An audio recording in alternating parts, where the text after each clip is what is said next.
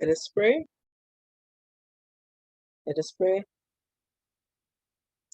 Most holy and divine Father, we thank you so much, Lord, that you are a wonderful God, giving God, a God who loves us so much. Despite us running away from you, you keep pulling us and drawing us unto you. Show us what is good and to show us with blessings. We thank you so much that you love us so much. Father, I pray that you may open the minds of the participants, help them to understand and to hear your words of love through the presentation that will be given. I pray that you may be with me and help that I may be able to represent you and to show them your love through this presentation. All these things I ask in your son's name.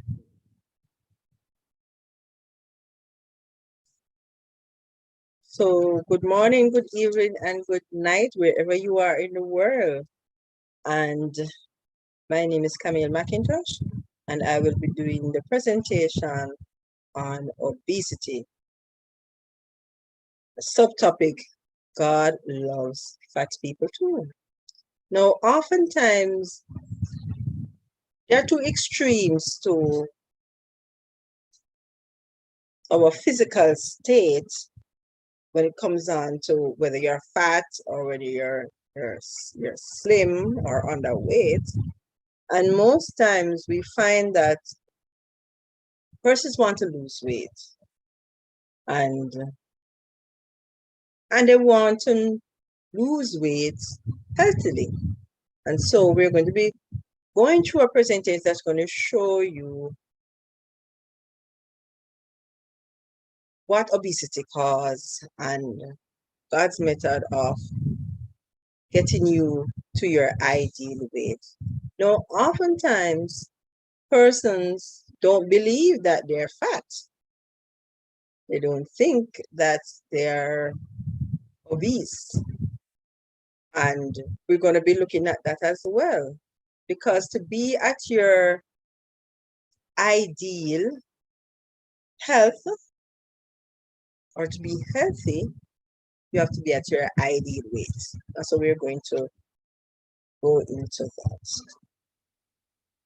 Now, the curse causeless shall not come. What is that saying? Everybody knows it now. And for all those new persons, it means disease never come without a cause. Disease never come without a cause.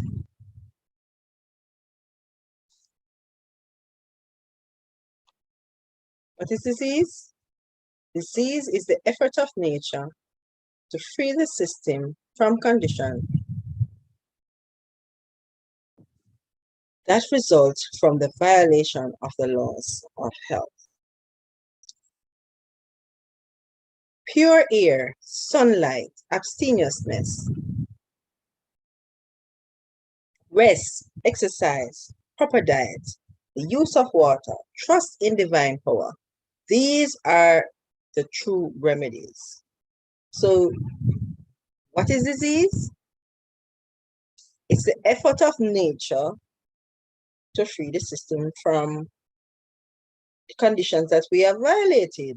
The disease comes about as a way of your body trying to fix you, your body trying to get you back healthy because of the violations that you have done, either under sunlight, pure air, abstemiousness, rest, exercise, proper diet, water, trust in divine power. And of course, you know, you have your moral laws and your spiritual laws that persons may cause violations from. Those may also cause disease. We're going to look at Brother Quinton Fletcher. This is his before picture. These two are his before picture, and this is his after picture, right? See, he is much less, you know, He lost 95 pounds in 6 months. How did he do it?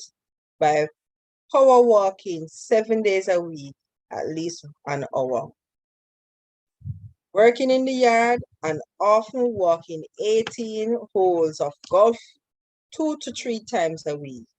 Eating a balanced, totally vegetarian diet on a schedule in the proper order and just weighing once a week. And I find that, and I think this is very important because oftentimes when persons are trying to lose it, they get so fixated every day they're weighing and they're on the scale, and this causes stress. And what is stress? Stress is another kind of disease. So we don't want you to be fixated on losing the weight. Just relax and do the things that we are going to outline to you, and you will lose the weight. Again, there's another person who applied, Sister McBride. She applied the laws of health and lost her weight as well. So, what is obesity? Obesity is the abnormal or excessive fat accumulation that may impair health. This is the World Health Organization definition. The American Medical Association has officially labeled obesity as a disease. So if you're overweight and if you're obese, you are sick. You have a disease. The new designation informed 78 million American adults and 12 million American children that they have a condition requiring medical treatment. And this was in 2013. They have made obesity a disease, right? WHO also says that overweight and obesity are the 5th leading risk for global deaths, right? Worldwide, 2.8 million adults die each year as a result of being overweight or obese. Overweight shortens life, takes away your life force. Every extra pound shaves off about 1 month from your lifespan. 60 extra pounds, therefore, could cost you 5 years. And I was searching for one of my fat pictures for you to see how older I look then and how younger I look now, right?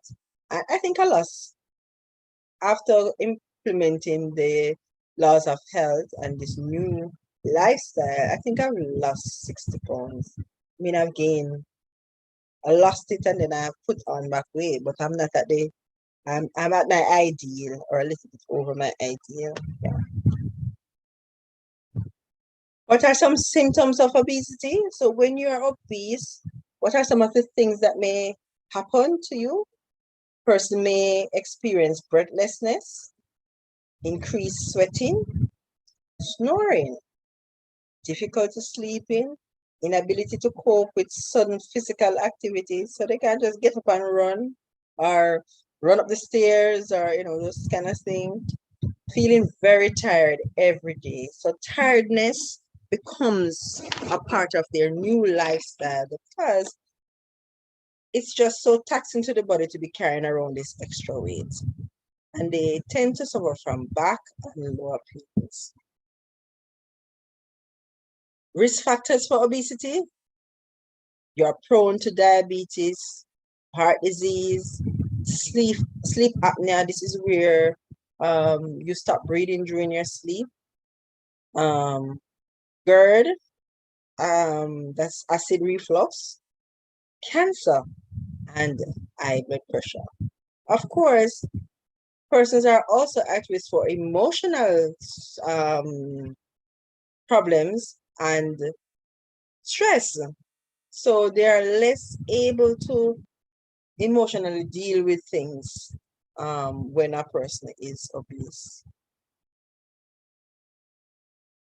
Overweight and obesity lead to adverse metabolic effects on blood pressure, cholesterol, triglycerides, and insulin resistance.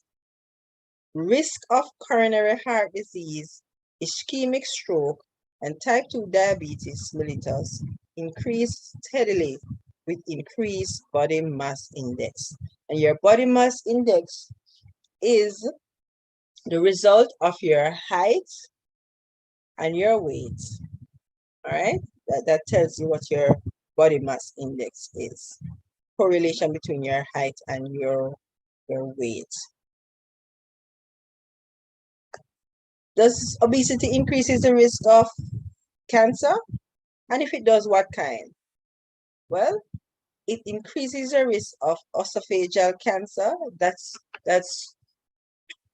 for want of a better term, I could say throat cancer. So the cancer is in your upper GI, upper gastrointestinal tract, right? Your digestive system, the upper part, your esophagus. It increases the risk of pancreatic cancer. That's another digestive organ. Your colon and rectal cancer, another digestive organ. Prostate cancer, breast cancer, especially after menopause. And this may be because of the imbalance with the hormones. Endometrial cancer.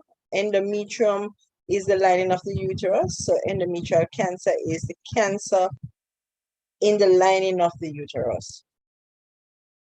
It also increases the risk of kidney and gallbladder cancer and thyroid cancers. There's a lot of psychological problems with obesity, as was mentioned before. The persons may tend to have low self-esteem, low confidence level, feeling isolated in society, and depression. As little as 10 to 15 pounds, that's about 5 to 7 kilograms of extra weight, can lay the foundation for many of today's degenerative disease, like rheumatoid arthritis, lots of degenerative diseases. They're not coming to my mind at the moment, right? Let's look at two types of obesity.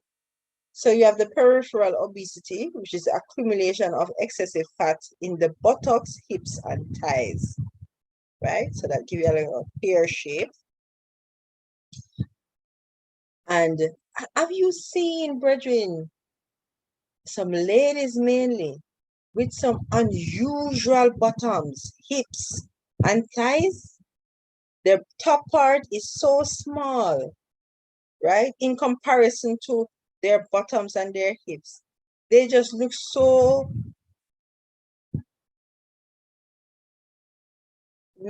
abnormal looking, but to them they are very shapely. Then you have the central obesity, which is the accumulation of fat in the abdominal area, also known as the pear obesity and apple obesity.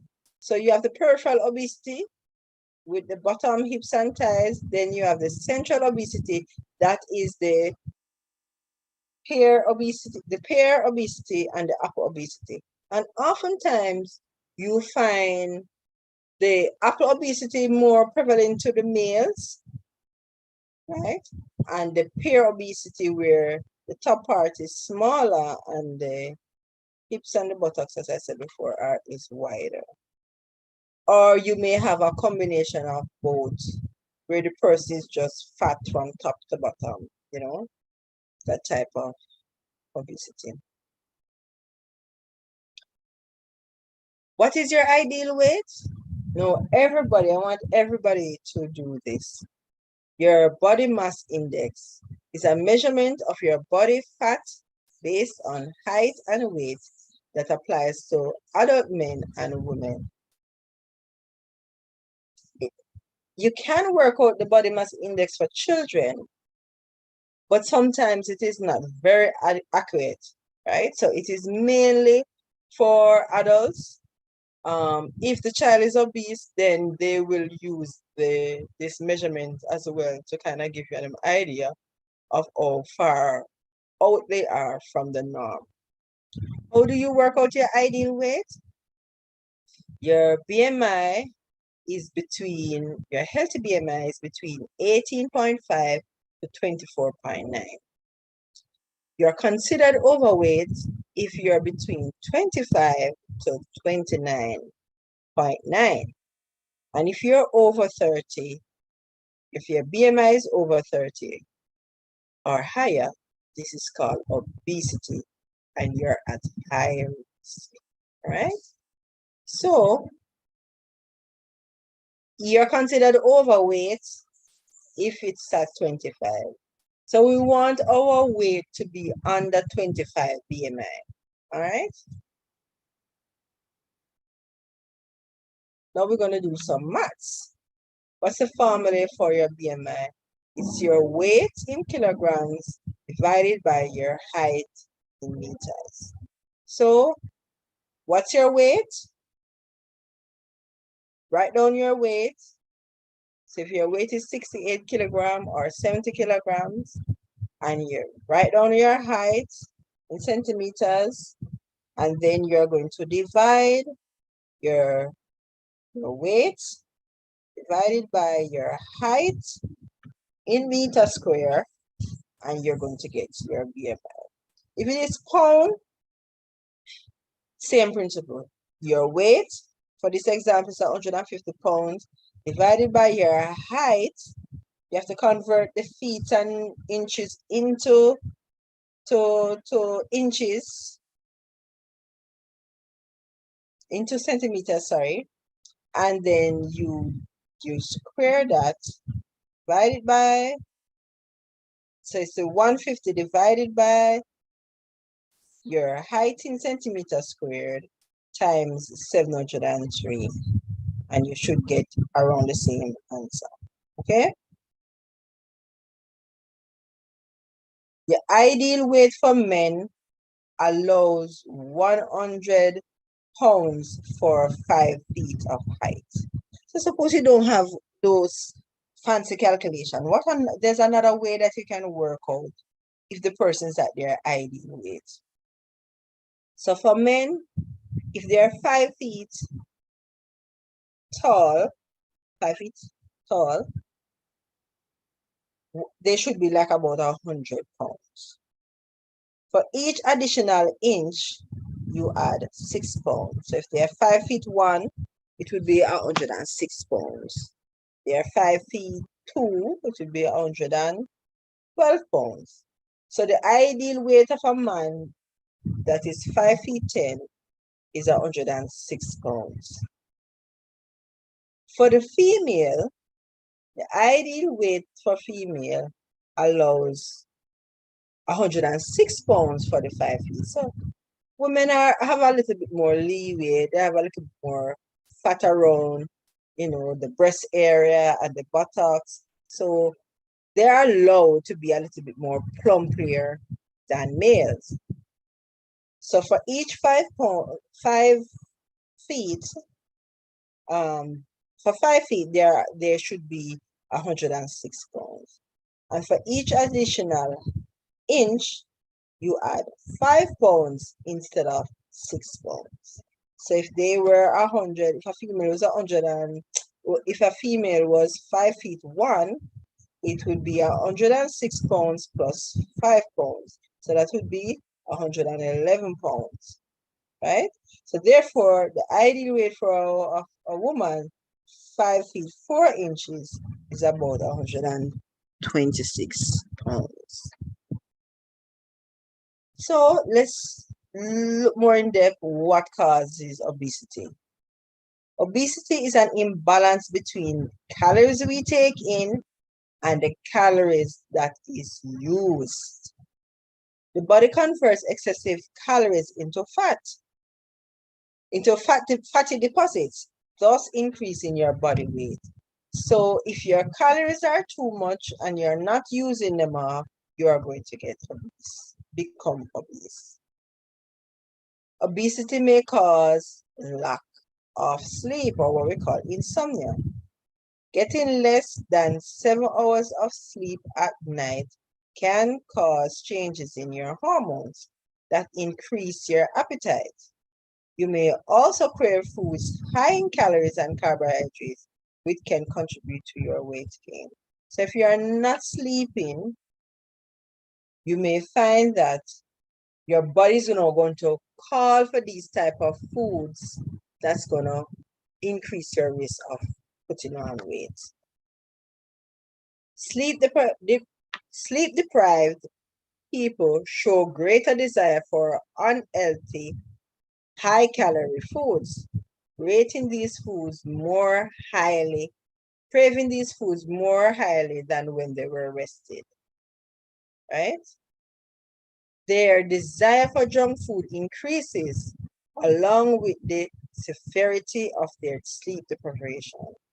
The more sleep deprived people were, the more they wanted junk food. And this was a study that was done, right? The sleep doctor's diet plan.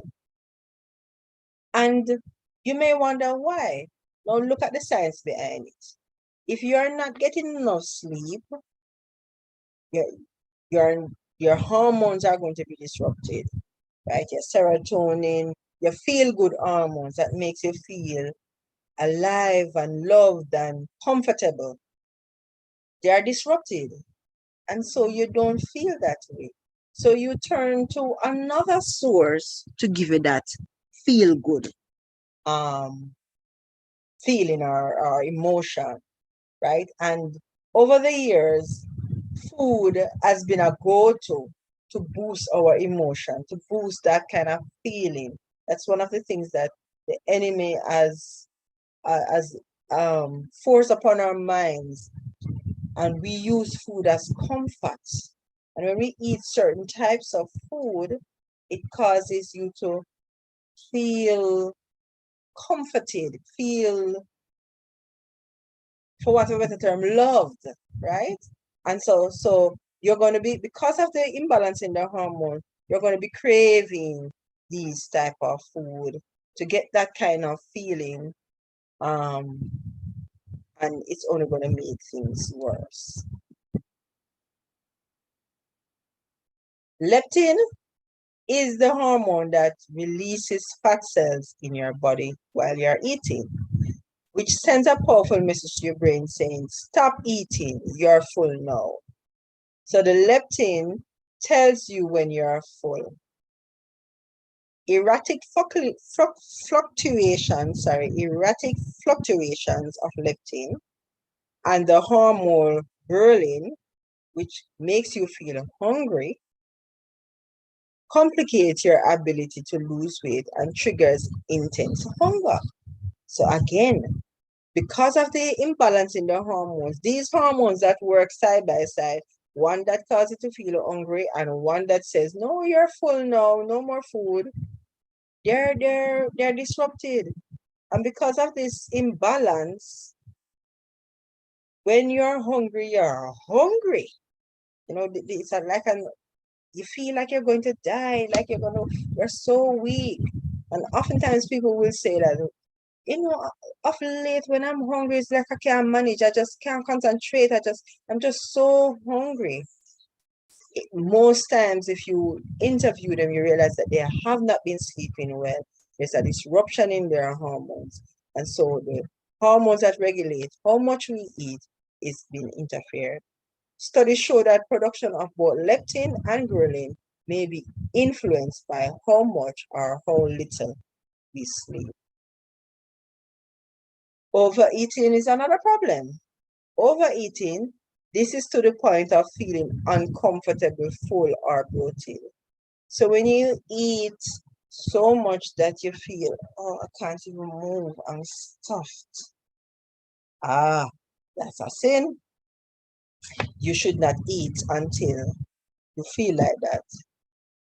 That is going to cause problems.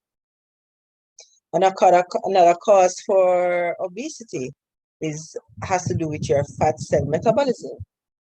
A fat cell can be produced anytime when the existing fat cells reach about 85% of their holding capacity.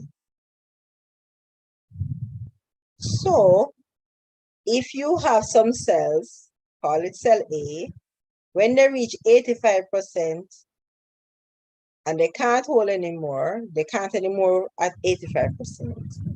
When it goes over to 86, 87, a fat cell is produced so that we can store the extra amount, okay? A fat cell is capable of storing so much fat, it can expand up to 1,000 times its initial volume. So the body uses a fat cell as an extra storage. Isn't that amazing? Can you imagine that? Your cells can only hold, well, it can only hold X amount. And when it reaches 85%, it has to say, no, we have to pull out. We have to get a fat cell to store the extra. And your fat cell is going to hold 1,000 times more than its original volume. Isn't that amazing? How can people look at man as having evolved with mechanisms like these, right?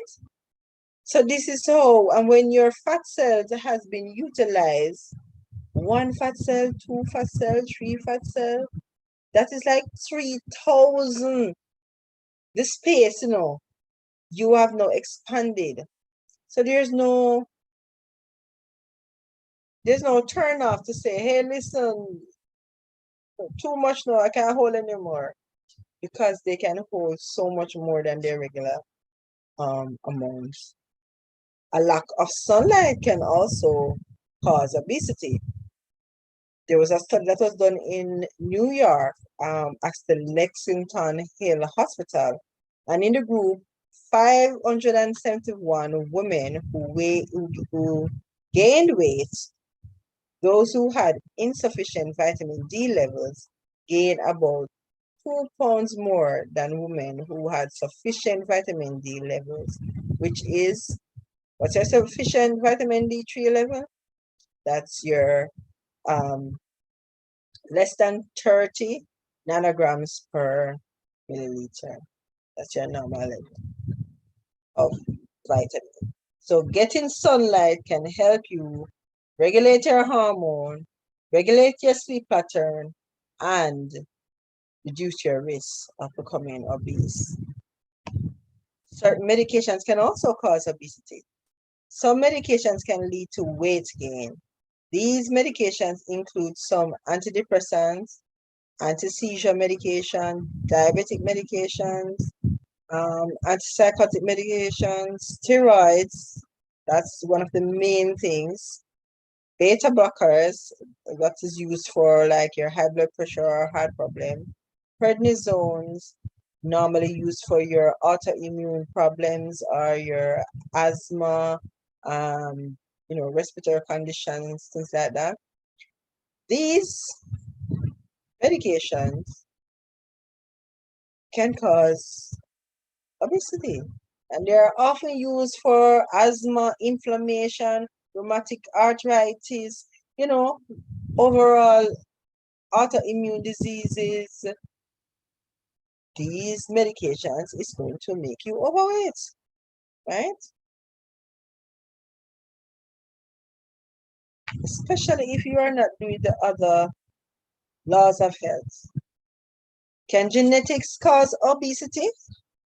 Your genes may affect the amount of body fat you store and where that fat is distributed. Genetics may also play a role in how efficiently your body converts food into energy and how your body burns calories during exercise. Even when someone has a genetic predisposition, environmental factors ultimately make you gain more weight. So you may have this genetic trait that you have the tendency to store more fats or to convert foods into energy or you don't burn fat that's well. This is your genetic makeup. But if you are eating healthy, your environmental factors, the things you eat, the things you do, are you obeying the 8 laws of health? Are you very active? Are you going to bed early? These environmental factors can be the switch to whether you become obese or whether you are remain at a normal health. So even though you have the gene, this environment that will trigger it then, or will help the gene to not express itself more freely. Families can't change their genes, but they can change the family environment to encourage healthy eating habits and physical activity. And that is so true.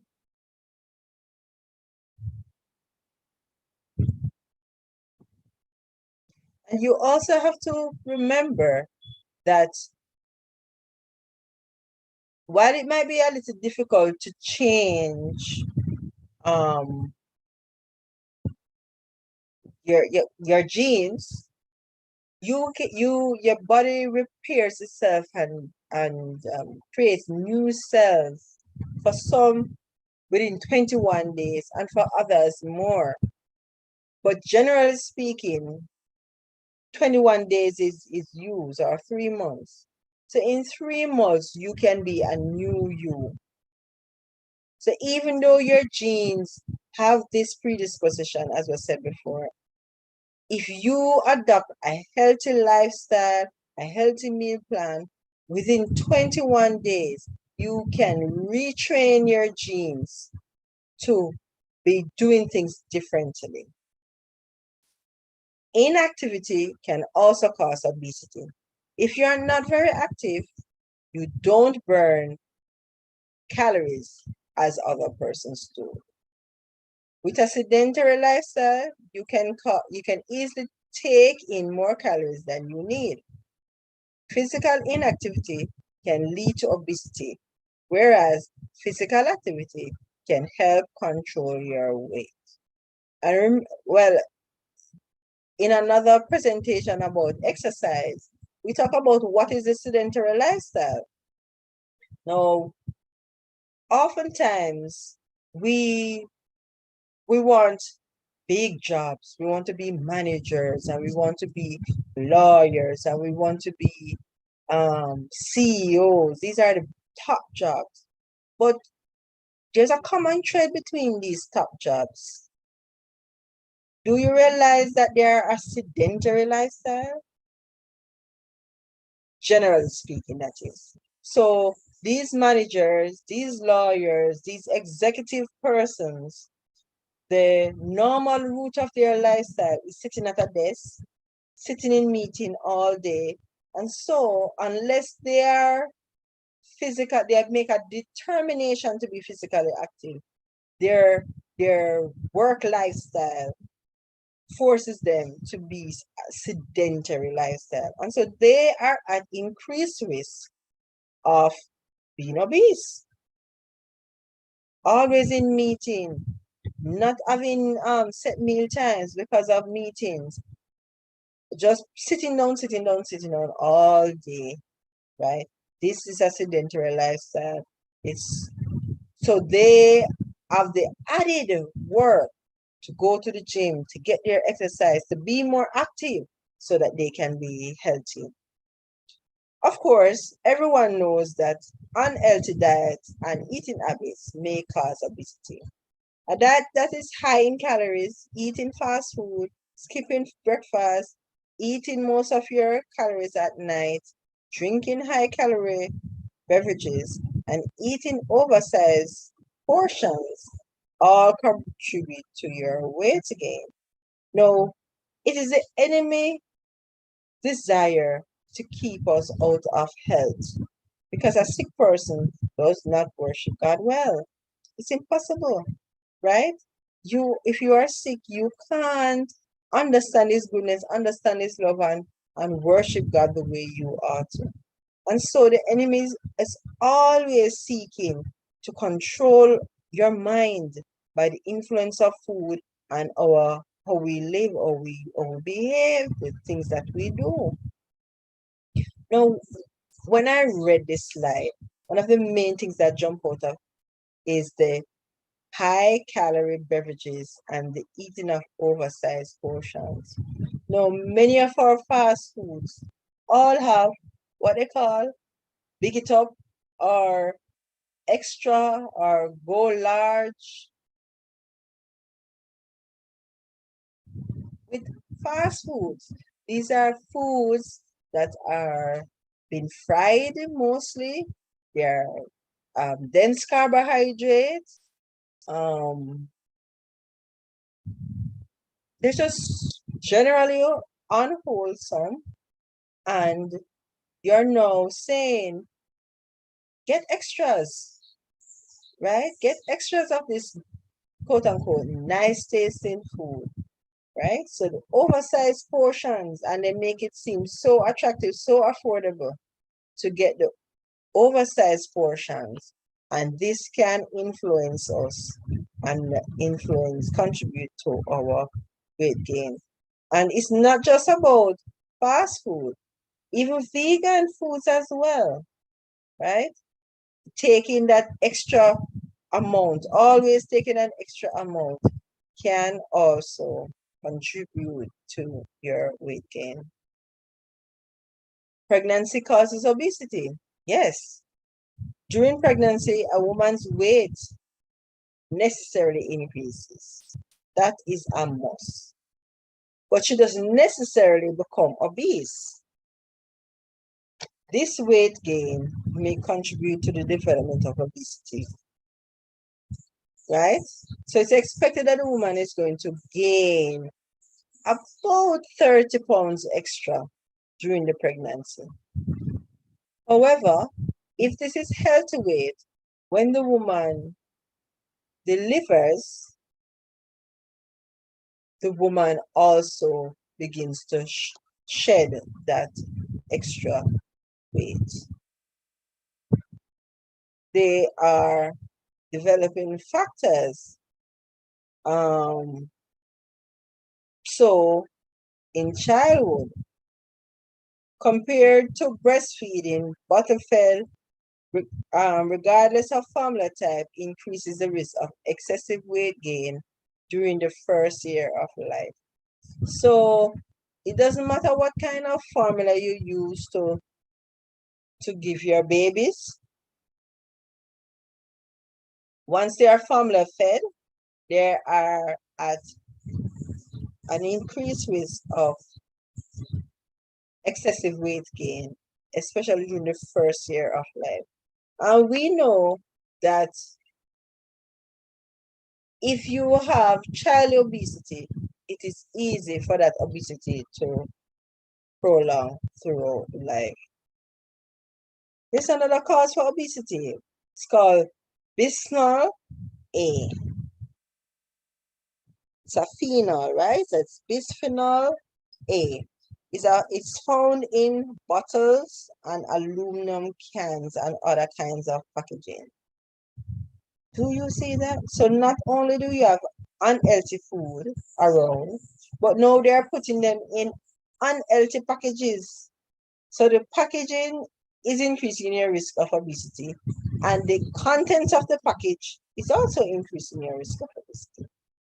Kids and teens that had higher levels of the chemical bisphenol A in their urine were more likely to be overweight or obese. BPA, bisphenol A, is also a type of synthetic estrogen that can cause body weight in adulthood. And so we advise persons, especially when you're buying plastic containers, look to see that it says it's BPA free. That's what you're looking for, bisphenol A. So if it says that it's BPA free, those containers do not have high levels of bisphenol or may not contain any level of bisphenol. So you would not be having that extra synthetic estrogen into your system, which may increase your risk of obesity or even cancer.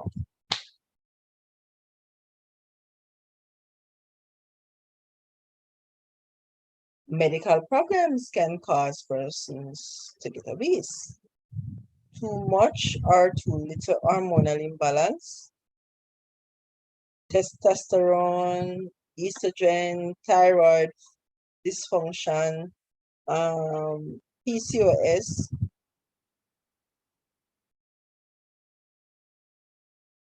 can affect your weight.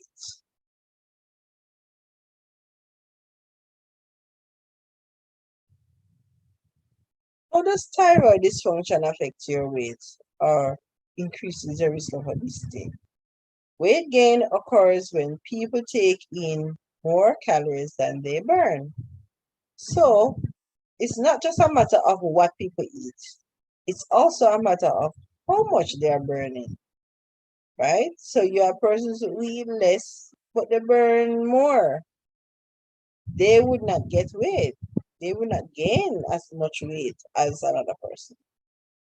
Thyroid hormones control your body's metabolism, regulating everything from weight regulation, body temperature, and heart rate to glucose consumption and cholesterol levels. So it is your thyroid, or your thyroid can contribute to how your body responds to obesity. Difficulty losing weight can be a sign of hypothyroidism. Hypo meaning low, thyroidism has to do with your thyroid, so it's low thyroidism, which means that you have a low, your thyroid is secreting less secretions than normal. You may be losing weight while eating the same amount of food as usual, or even losing while eating more than normal. Unexplained weight changes and issues can be signs of both hypothyroidism or hyperthyroidism.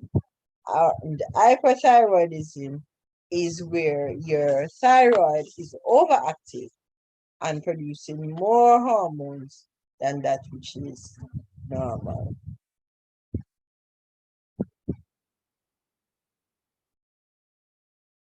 High levels of cortisol. Cushing's syndrome is an endocrine disorder that can cause weight gain, often quite rapidly. It stems from high levels of cortisol in the blood and is characterized by abnormal fat deposits, frequently in the form of a hump between the shoulders, a rounded or moon face, or pink or purple stretch marks. So did you get those symptoms? So your cortisol levels may be high if you have a hump between your shoulders, a rounded moon face,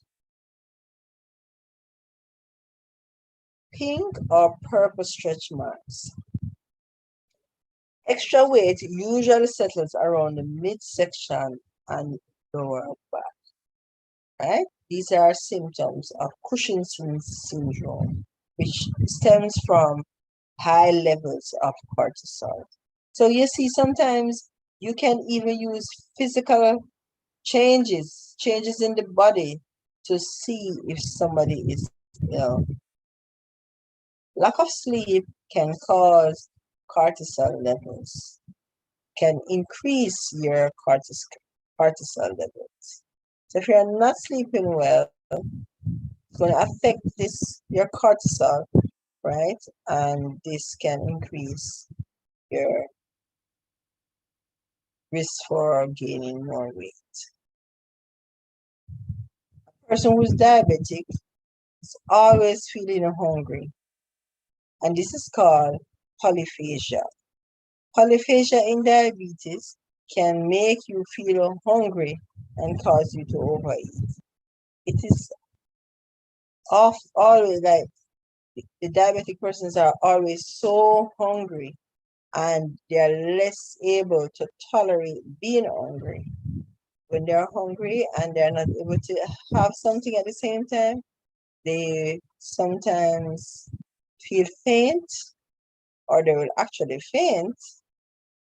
And also they will shake, right? So you can use your clinical observation to identify these symptoms. Artificial sweeteners. This is another form of or another cause to obesity.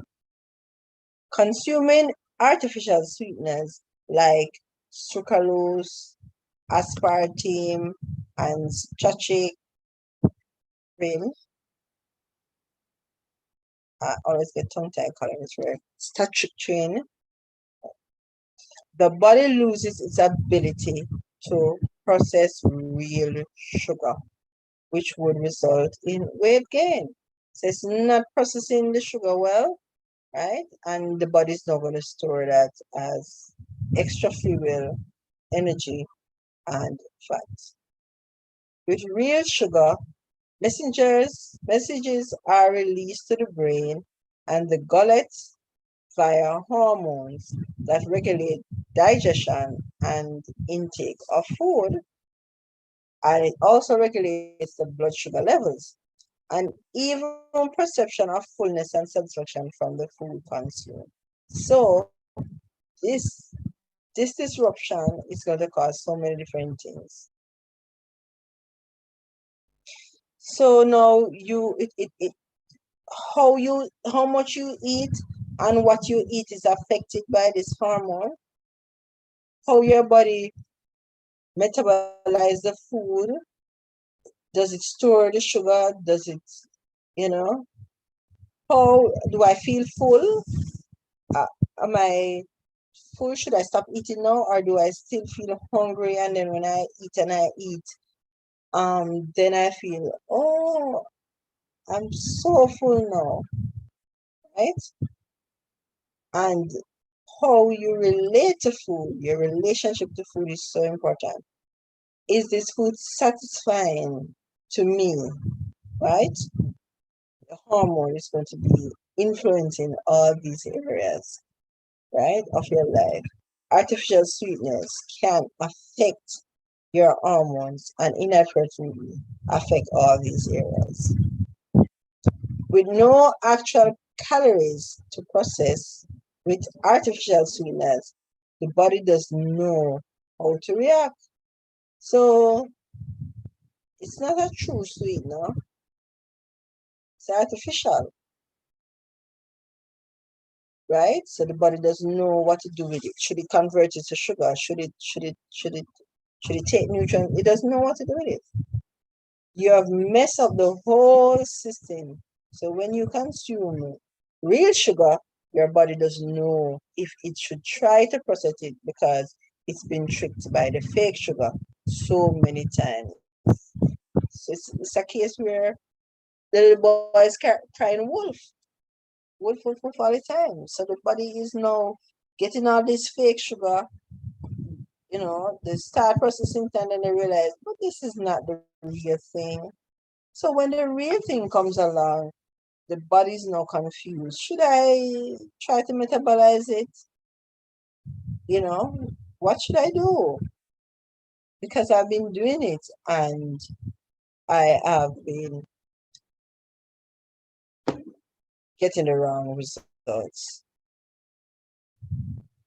The end result is that the body's metabolic system stops reacting to real sugars and doesn't release the hormone that says, that was delicious, I am full. And this is usually like when you're about 85% full, right? Your body is supposed to release that hormone, right? That hormone called leptin, right? Ghrelin is going to tell you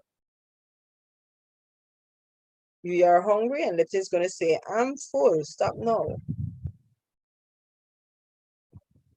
This can cause an endless cycle of feeling hungry and wanting more sugar, even though this is not the case. People who regularly drink diet soda have a higher risk of weight gain, obesity, and type 2 diabetes, and even heart disease. Did you know that your emotions can cause or increase your risk for obesity? Guilt.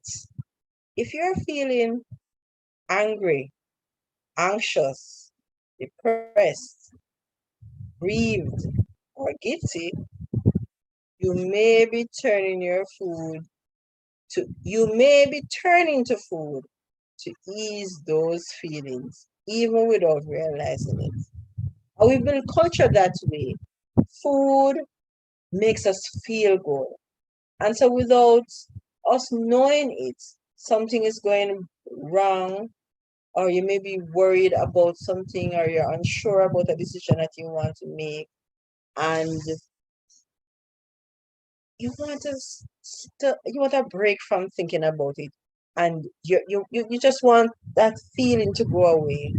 Your body's going to naturally turn to food unless you have retrained the body otherwise. So it naturally turns to food to get rid of these feelings, these emotions, this anxiousness, this depressed feeling. It's trying to give you back that feel good hormone. Right? It wants that feel good hormone to take over so that you do not feel like this. Right? So these emotions, harboring these emotions can be detrimental. Excessive guilt has a similar effect on the brain as depression, bringing down not only our mood and spirits, but lowering our digestive system as well. So it interferes with the digestive juices or the digestive process that normally takes place after a meal.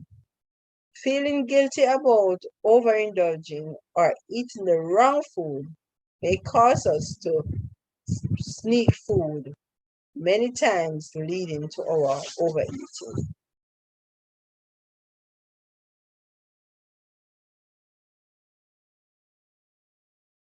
Lack of oxygen. Since oxygen is needed in essentially all of our metabolic processes, including burning fats, without proper levels of oxygen, these metabolic processes slow down or get halted altogether, seriously compromising your health and stopping your weight loss and fitness progress dead in its track. So, deep breathing is so important to us feeling good, being healthy, all of that. As you deep breathe, it improves your mood.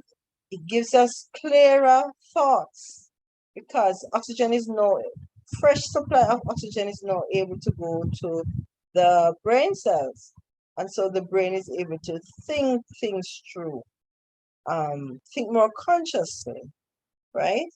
And as we are able to think better, we are able to make better decisions, right? So if we're not getting enough oxygen, not enough oxygen is going to our brain, to the other parts of our body, it makes it difficult for us to metabolize things and for us to make good decisions in regards to our health. Gluten. Now, this seems to be one of the bad culprits out there. There's so much things going on about being gluten-free and not eating gluten, right? So gluten can affect your risk for obesity. Derived operate can This is an appetite stimulator and is found in all gluten foods such as bread, pastry, pasta, and these can increase your appetite for these foods and your weight. Wheat. Modern wheat is loaded with amylopectin A. This is a starch unique to wheat, right? Which is worse than table sugar.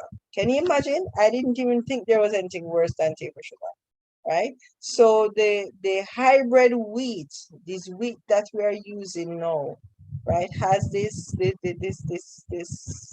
chemical in it, this starch in it, and these too many calories can contribute to weight gain.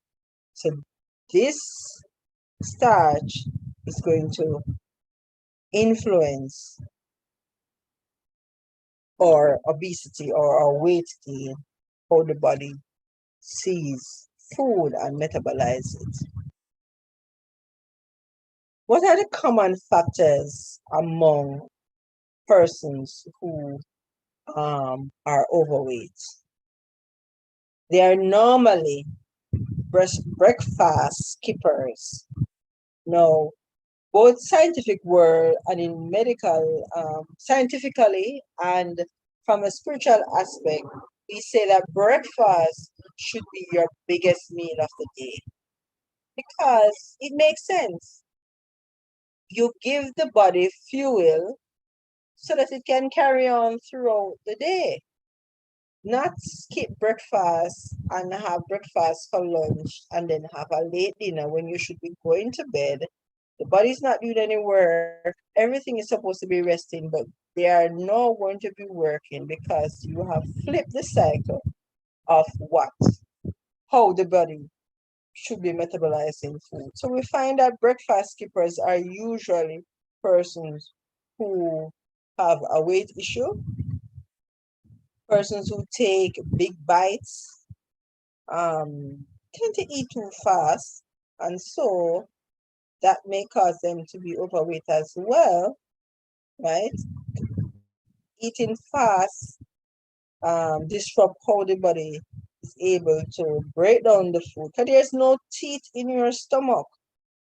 You have to chew and masticate your food properly so that the digestive enzymes that is in the mouth is wrapped up, is mixed up with the food before it gets to the stomach, so that digestion starts in the mouth, especially with starch, right? And so the body is now able to metabolize the food, get the proper nutrient from it, and eliminate that which it doesn't need. Persons who doesn't drink enough water are usually chronically dehydrated. And when the body sends out a signal to say that I am thirsty, they confuse it with food. And so they say, I am hungry. When the body is not saying I am hungry, the body is saying I am thirsty. But they are so chronically dehydrated that the signal gets misled.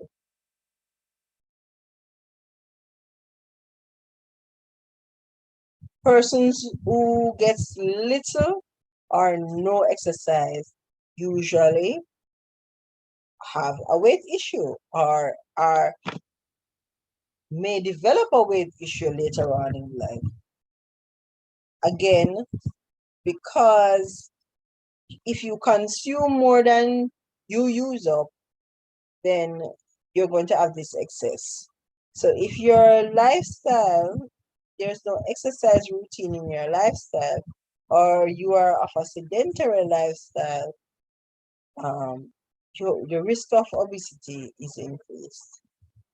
A person who uses salt freely may also have problem with being overweight. Why is that? Isn't salt a good thing? Yes. Especially when you're using the pink Himalayan sea salt. or the Celtic salt that is rich with nutrients. It's not deprived of nutrients like your table salt. The salt helps to regulate the body metabolic system, which of course is going to affect your hormone production, how you digest foods, how you utilize the food that you have digested, and that can influence your weight gaining capacity and storage. Caffeinated drinks. Those persons who like caffeinated drinks, it's your teas, like your red rose and your green tea versus all these has in caffeine. Your Coca-Cola, your Diet Pepsi, your Dr. Pepper, your Sprite, your these sodas are caffeinated drinks, right? And they are going to interfere again with how you metabolize, the body is able to metabolize sugar, right? Caffeinated drinks on our whole are stimulants, right? And the body's going to crave, and they're also high in sugar. So the body's going to crave for these things, and they are going to affect the system deleteriously. Persons who are nibblers, constantly eating, so they don't eat a lot, so you can't say that they're overeaters, but they're always eating. So they may have like one or two cracker with a fruit in the morning, and 2 hours later they're having another little thing, and then 2 hours later. So they're always nibbling or always eating some little bite-sized things, and that is going to generally disrupt how the body sees food, how the body metabolizes food and is able to use it. And one of the key things too is that because they're constantly eating, the stomach does not get a chance to rest. And this is going to influence how the stomach utilizes and stores glucose.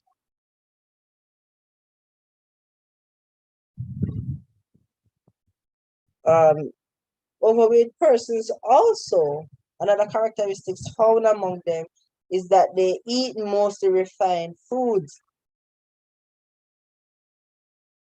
They love the white bread, white rice, white pasta, juices, candies, ice cream. Now you may say that, but I'm a healthy farmer. I don't eat white bread, white rice, white pasta, things like that. But you may be a health reformer, but if you're an overweight health reformer, then I don't do that way. But you like your breads, so you eat a lot of dense carbohydrates. And you like your brown rice, so you may take extra serving of your brown rice. And you like your whole wheat pasta or your rice corn pasta or your, those grain pastas.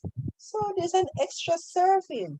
And you like your carrot juice or your natural juice, your mango juice and your shakes, your mango and banana, those are so fattening, or your pears, the avocado banana shake, and you're always having a little juice, or your candies.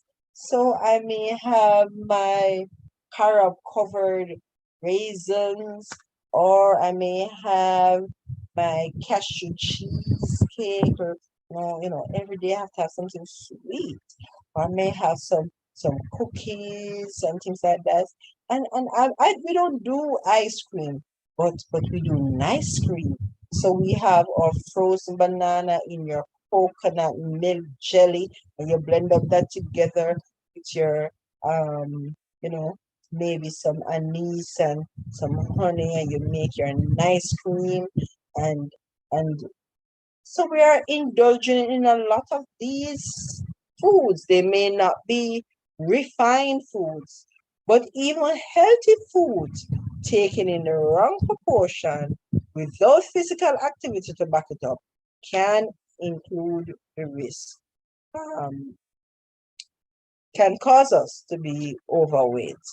So these are some of the factors that may cause a person to be overweight. Now we're going to look at 3 steps to a healthy weight. If we have realized that we are overweight, we may not be obese. So our BMI is not 30 and above, but it is over 25, right? It's over 25, and we now know that we are overweight. And so we are transgressing in that area. We are not at our ideal weight. We are at risk for disease, and we need to get ourselves back into health, and so that we can be able to communicate properly with God. Because why do we do all of this? It's so that we are now able to communicate with God better, so that He's able to speak to us and we can audibly hear Him, and so that we can do His will. So let's look at 3 steps. Those 3 steps, we're going to look at the faucet analogy: turning it on, turning it off, and mopping up. All right, so let's look at the faucet. How to turn off the faucet. And the analogy about the faucet is where, say you're at home, you're washing the dishes, or you're cleaning the bathroom, and so you have stocked up the shower, the bath, because you're going to be using the water. You're preparing for a bath. You're in the kitchen, you stock up the sink, and you're catching the water. But you heard a sound, a loud sound, an alarming sound. And so you went to investigate. You left the pipe running and you went to investigate. And when you went to investigate, you met your neighbor who also went to investigate whatever sound it was. And you realize what the commotion was all about. And you're there talking with your friend about your neighbor, about what the commotion was all about. And you forgot that you left the faucet running. When you went back into the house, the place is now flooded. The water is running over in the kitchen or in the bathroom. The water is on the floor, and it's just running. What would you do first? Would you grab a mop first and start mopping up? What would you do first? Would you unplug the sink? What would you do first? Right? The first thing that you would do is to turn off the pipe. Anything else doesn't make any sense. Grabbing the mop can't be the first thing that you're going to do, because water is still running. Unplugging the sink can't be the first thing, because even when you unplug the sink, to push in your hand to even plug in the sink, water is running. You're going to push more water on the floor, right? So the first thing that you need to do is to turn off the faucet. No, that is the analogy. Now looking at diet, looking at your health. What would be turning off the faucet? Diet. Diet would be turning off the faucet, right? That's the first thing. So let's go to the diet. Change your eating habits and lifestyle permanently. We need a change. We need a change to get to our ideal weight. We need a change to lose the excessive weight. Let's look at this healthy breakfast. So we have 2 to 3 servings of fresh fruit. We have a half an orange, or that looks like a pink grapefruit maybe, and some grapes. We have a bowl of cereal, right? And we have 1 slice of, looks like multigrain bread with some fruit jam. right? This is a healthy breakfast. And of course, if we're doing cereal, we must have some plant-based milk to back that up, right? And in your cereal, you can see your nuts. So you're going to be having a real complete meal with this meal. For breakfast, we're going to look at breakfast. Breakfast will boost your energy, increase your attention span, and help you lose weight. So it's important to have breakfast. Now, the ideal time for breakfast is before 10 o'clock. Wherever you are in the world, you stick to the time zone that you are in, right? And so breakfast should be anytime before 10 a.m. Every morning, brain neuropeptide Y, also called NPY, sets off carbohydrate cravings for food. That happens every morning. Skipping breakfast causes the NPY to hang around telling you, eat, eat, eat, or taste, taste, taste. So I didn't really eat anything. I just tasted an apple or tasted a slice. I took just a bite of crackers or so. I had just one or two crackers. Or I had, just a cookie. Just taste, taste, taste, right? Because you skipped breakfast. What are some of the things that we need to consider when we're looking at breakfast? Having too many unprocessed whole plant foods. So we are plant-based, but can a plant-based person also be obese? Yes, they can, because it's about the relationship with food. It's about how much of the food we take in and how much activity is used, right? How active we are. Can we burn that amount of calories, right? So having too many unprocessed whole plant foods. So it may be your brown rice, it may be your multigrain bread, right? This is white rice. So your white rice and your bread, too many, unprocessed, big X, okay? Big X for those foods.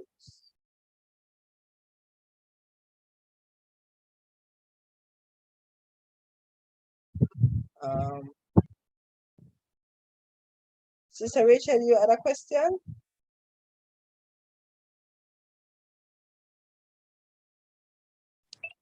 Um, Not really a question, but I'm so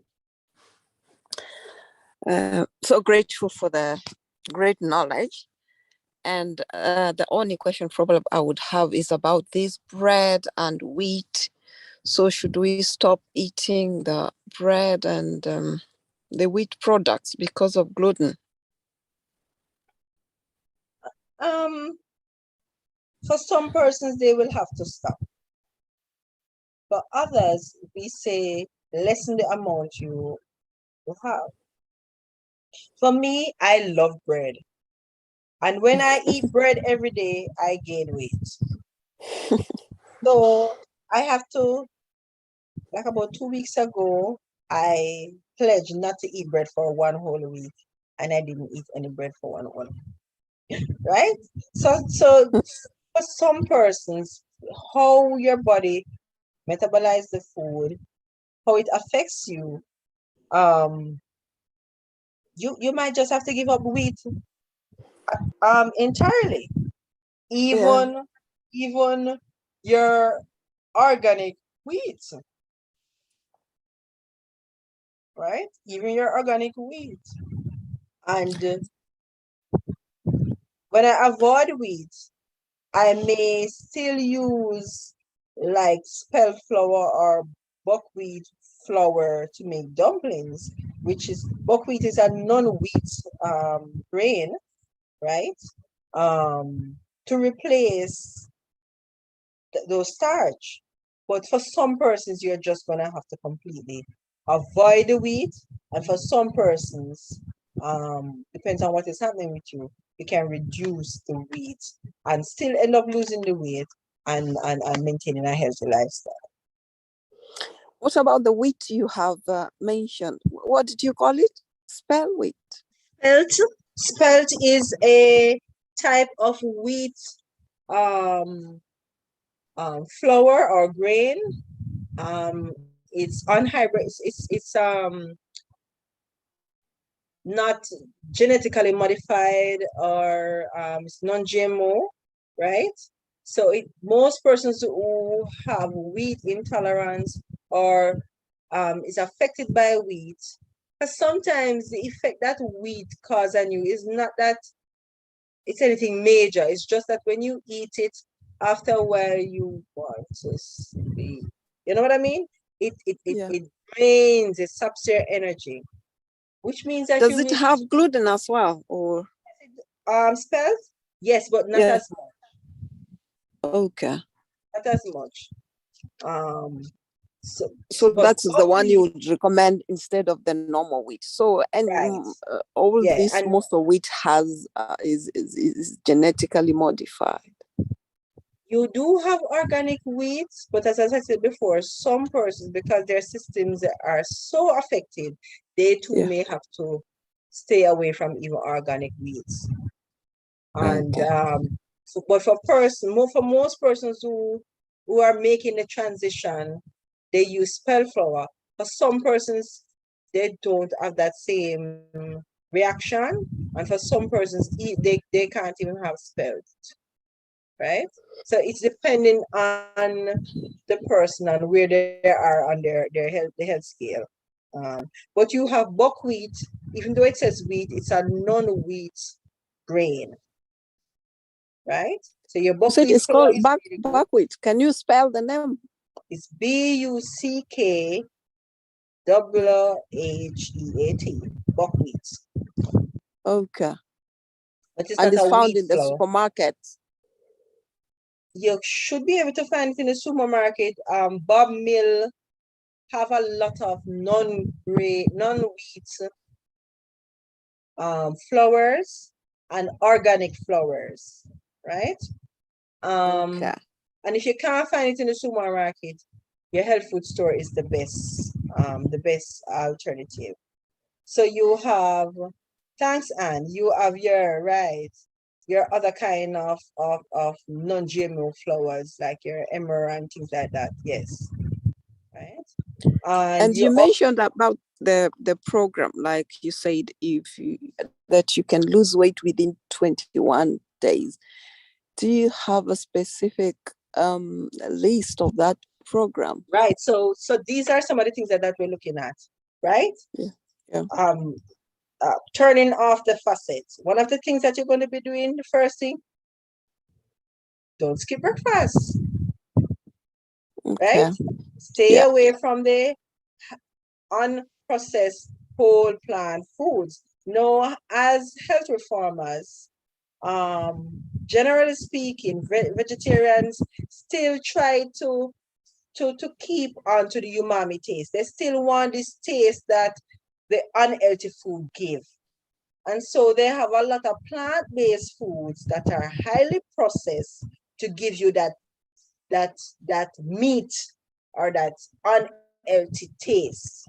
So we have to train our taste bud to let go of the umami taste, right? So you don't want protein alternatives that taste like meat. You want plant-based protein that tastes like plants. You're not gonna culture the umami taste. You don't want that taste. You have to retrain your taste bud.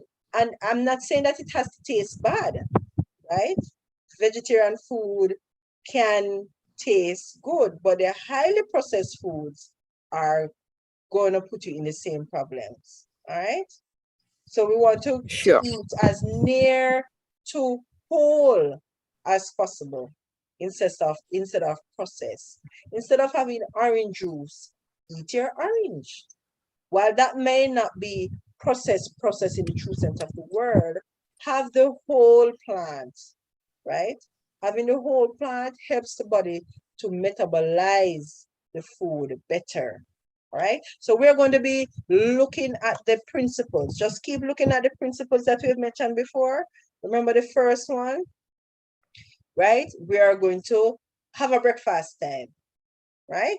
Have a breakfast time, and so that our body is able to, and your breakfast should be your biggest meal. And then your body is now able to metabolize this food, set you on the course for the day, and it helps to trigger off a faster metabolic rate so that as you go through the day, food is burnt up, is used up, so that you don't store a lot of food. So let's continue to look at how you can lose this weight in 21 days. Okay, sister? Thank you very much. All right. So having a set breakfast time, staying away from too many unprocessed whole plant foods, right? And then we're gonna have now, this is your third point, 3 to 5 servings of fruit and vegetables daily. Now, what is a serving of fruit or a serving of vegetable? A serving of food, fruits, or a serving, generally speaking, is like about a cup, right? Like about a measuring cup, not a liquid cup, a flour cup, right? A dry ingredient cup. Or if you use your hand, it's what holds in the palm of your hand. So for this banana that we are looking at here, this banana here, if you hold this banana, this banana would hold like 2. This is like 2 servings, right? It couldn't hold in your entire hand, right? So that is like 2 servings. The one behind it looks a little fatter, but maybe it's like about 2 servings as well. That apple can sit comfortably in the palm of your hand, and your fingers are around it. So that is like a little bit more than a serving, right? Maybe like a serving and a half, right? And so you can use your hand to measure a serving of food, okay? So what sits comfortably in your hand? Okay? The vegetable, you can use your palm or the cup to measure their servings of vegetables too. So if you dice up your carrot, a cup of carrot would be a serving of carrot.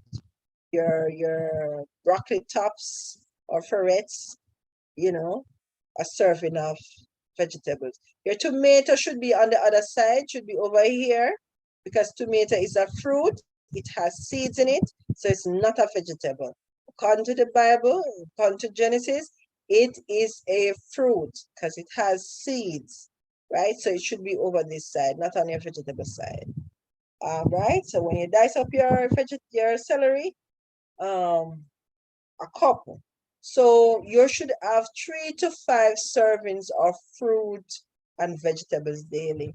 And I like to do at least 2 servings of raw food. So I have my raw fruit first, right? And then I may have cooked fruit. For example, I had a banana this morning. Well, I actually had 2 bananas this morning. They were small.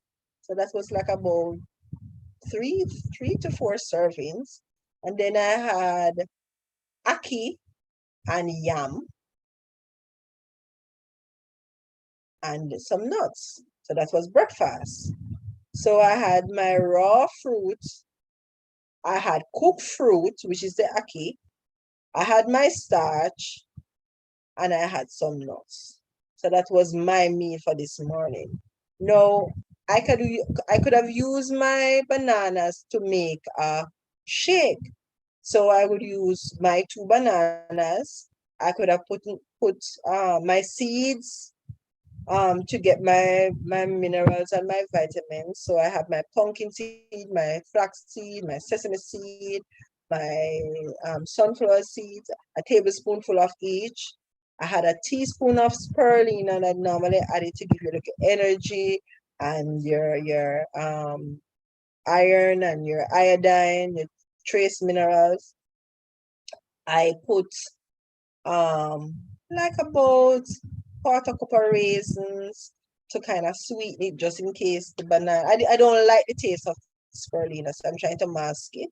So I put about a quarter cup of raisins and a tablespoonful of molasses. And I didn't want the green color, so I had some. That's why I added the molasses, and then I put like a teaspoon, that's about 2 teaspoons of carob powder to give it a chocolatey flavor and cover the green color. And I had a handful of nuts and I blend that, and that was my meal replacement shake. I had like about a glass of that, right?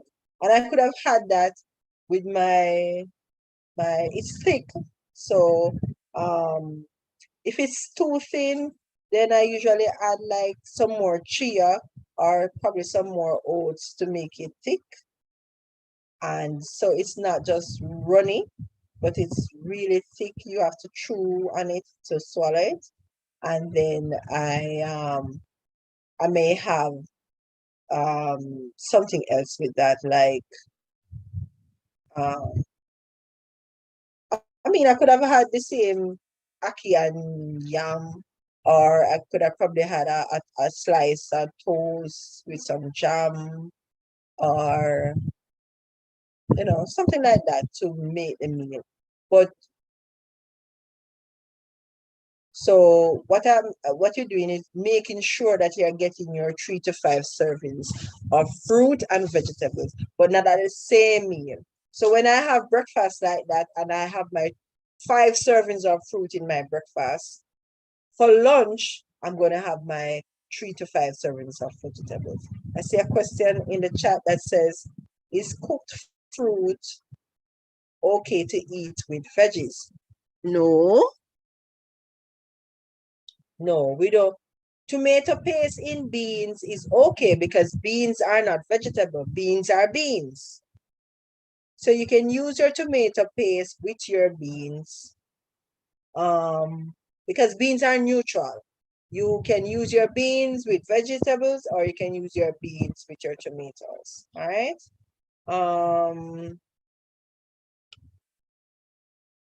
Right. And persons were asking about the non-wheat flours like grains, like your amaranth and your barley and your chickpeas is actually a pea, but you can use the flour from that too as well. Another question is about your Bragg's liquid aminos. Your Bragg's liquid amino can be good. Again, you know what I always say, read your labels. Now, most Bragg's, or let me say most aminos preparation, whether from soy or sunflower, sometimes they have in MSG in it, right? They are homemade aminos that are done with vegetables and things like that. That doesn't have it in, but most times they have in MSG. So you have to read your labels. Monosodium gluconate, you have to read your labels to see if these things are in them. All right. So you have to look at your labels to see if the Brags that you're using, if they are okay. All right, Alexia. Again, you're not understanding. So let me repeat. Beans are beans. Beans and peas are neutral. You can have it with fruits or you can have it with vegetable. So let's see how I'm going to make a bean salad with fruit. Say I have, no, I'm not a great cook. I'm still learning. So I can just tell you off the bat, right? So I'm thinking here. All right, so we're making a fruit salad with your beans. Say you have some cooked broad bean and you have some tomatoes and okras. You're gonna saute your tomato and your okra and you add your bean to it. That is a lovely bean fruit salad because tomato and your okra has in seeds and they are fruits. So you've sauteed them, you have cooked them, and you have added your cooked beans to it. Can you have that raw? Yes. So your baby green beans that can be had raw, and your raw tomatoes and your raw okra can also be used to make a raw fruit salad, right? Say you're having a green salad. Now, green salad or green juice can be either fruit or vegetables, right? So if I'm making a green smoothie or a green juice that is a fruits, I could use my green apple and my kiwi, right? And add my seeds or just blend them and I add my spirulina and I can have a green fruit juice. And if I'm making a green vegetable juice, I can have my celery, my lettuce, my kale, and I have a green vegetable juice. But if you're going to have a green salad, we teach that you do not have fruit and vegetables together. So if you're going to have a green salad, my idea of a green salad is your lettuce. That's the only vegetable that you eat raw. And since you want to make a salad, your baby green beans that can be had green, can be had raw. You could add those to your lettuce and maybe throw in a couple nuts and there you would have a bean salad. But you do not add fruit to your green salads. Or green salad is just a lettuce salad because we do, or if you're doing sprouts. So you could also have your lettuce and some sprouted lentils, right? And so you'd have your sprouted lentils and your lettuce and that's a green salad. You could add your seasons to that, you know, some red onions and dice finely chopped, or you could make a sunflower seed dressing and add that to your sprouted beans and your lettuce to make a green salad, and that's nice, right? So I hope that answers your question. All right, so back to our weight loss program. Remember, first, breakfast, biggest meal of the morning, have a set breakfast time. Number two, avoid your processed plant-based foods, right?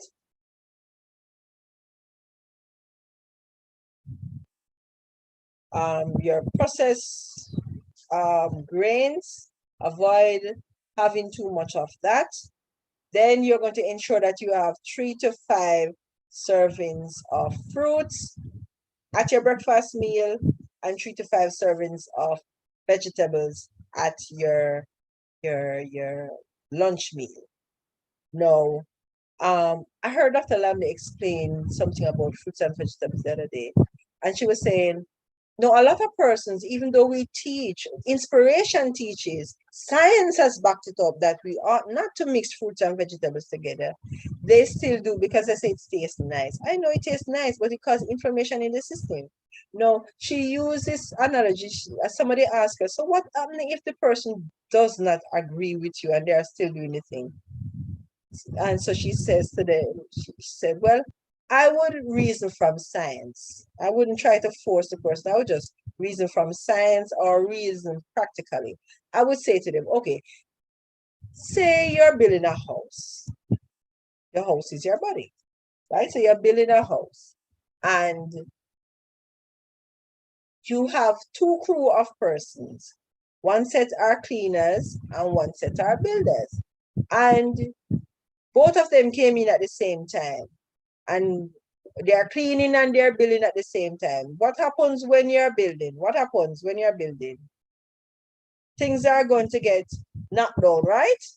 They're going to be cement and debris and all of that. And they're doing everything at the same time. So they're cleaning and they're building at the same time. Would that make sense? That would not make any sense, right?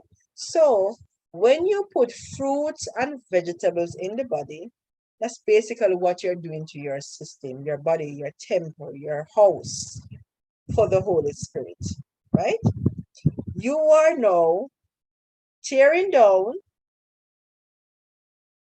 or cleaning up and building at the same time. The body doesn't know what to do with a meal, a luscious meal prepared with fruits and vegetable. The body does not know what to do with it because cleansers, your fruits, they're cleansing, they're sweeping, they're cleansing the system, and the vegetables are there building at the same time that it is cleaning. What am I supposed to take first? The body is so confused, and so there's a delay in digestion, and the body is not able to absorb the nutrients. Inflammation takes place, and you wonder why you're sick. You're sick because you didn't follow the counsels. You are working at cross purpose to science, and so sickness and disease will occur. Acid and alkaline cannot mix. It doesn't work. It doesn't make any sense. The equation, the reaction that is going to happen is not going to be either for good or bad. It's a lukewarm reaction. It's not phenomenal. It's going to cause disease. So the next time you sit in front of a plate that has in fruits and vegetables in there, just remember that you're trying to destroy your house. You are neither cleaning and you're neither building, right? So I hope that helps you to make a decision as to how to choose wisely with your meals, all right? A next principle to look at when you're trying to avoid obesity is to use natural sweeteners. And of course, based on our third principle of the laws of health, we use the good things in moderation. So our bananas, which are natural sweeteners, your prunes, your raisin, your dates, your honey should be used in moderation. But they can be used to replace your sugar. That is, a teaspoon of sugar is going to depress your system for 2 hours or more, right? So instead of using sugar, you use these natural sweeteners that does not cause the body to behave in that way. And you are going to get the benefit of fiber and sweetness and nutrients. All right. The next thing that you want to do, foods now that you are to increase. You want to ensure that your thyroid is healthy because your thyroid produces your hormones, and it's going to give you hormones to digest your food properly. It's going to give you hormones that's going to tell you that, oh, you're filled now, stop eating. It's going to ensure that your sugar is metabolized okay. It's just going to ensure that you have a hormone healthy system, right? So you need to make sure that your hormone is healthy. How do we do that? You're going to increase your iodine. What foods provide us with iodine? What natural foods provide us with iron? Your kelp, which is a seaweed, and your sea salt that has in iodine, like your pink Himalayan sea salt. right? So your thyroid regulates your hormone and metabolize your metabolism in your body. And so you want to keep your thyroid and your prostate, and your thyroid and your prostate requires iodine for proper functioning. So you have to give your thyroid, and if you're a male, your prostate, iodine foods from a natural source like your kelp or your pink Himalayan sea salt. Of course, you also get iodine from your seaweed, normal seaweed, or other types of seaweed like your dulse, your corella, other types of seaweed like those, all right? The next principle that's going to help you to lose weight is to ensure that you drink sufficient water each day. Your urine should be pale yellow to clear. Drink 16 to 32 ounces of warm water on mornings for and drink 16 to 32 ounces of warm water, and one of your 16 ounces should be of warm water with lemon juice. All right. Now, if you have any stomach irritation already, avoid the lemon, right? And just do your water. No. A lot of times when we tell persons that you need to drink water, they'll say, I drink a lot of water, right? I drink a lot of water already, so that can't be the problem. But let's look at it. Your body requires at least WHO and the world in general says 8 to 10 glasses of water. And if we stick to that, or we say 60 to 80 ounces of water, generally speaking, that will fit everybody's needs, right? But how do you get 80 ounces of water in your system without overloading your system? It's hard, isn't it? All right, let's look at an easy way to get these 80 ounces of water in your system. Now, come with me. We're going to do a little maths, right? We're going to do a little maths. Okay, before we do the maths, let's read this. How does one drink water? One mouthful at a time, as the cells will absorb and be properly hydrated with one mouthful of water at a time. At what temperature do you drink your water? Drink your water at room temperature, right? And in some cases, you may even have to warm your water. Now at Bamboo Center, where we're building the sanitarium, in the December months and early January months, when the time is cold, you can't drink that water at room temperature because the water is cold. So I take it that those persons who are from the north, where it snows and they have winter, your room temperature water may be fridge cold, right? And may taste like it's just out of the freezer or out of the cooler. So you may have to warm your water to drink your water throughout the day, because remember that cold water disrupts the system. If you have eaten and you've waited your 2 hours to drink your water, the introduction of cold water is going to shunt blood from the stomach and impairs the digestion of your meal, right? So do not drink cold water after your meal, or generally speaking, try to avoid cold water. Cold water has its place. When should you drink cold water? In the night when you're hungry and you're saying to your stomach, no, go to bed, I'm not eating now, I'm trying to lose some weight, and you're feeling hungry, have some cold water. That's going to take the feeling away, and it will allow you to go to bed and keep your body safe, right? So you did not sin, you did not eat in the middle of the night, right? You did not cause your body to become fermented by eating late.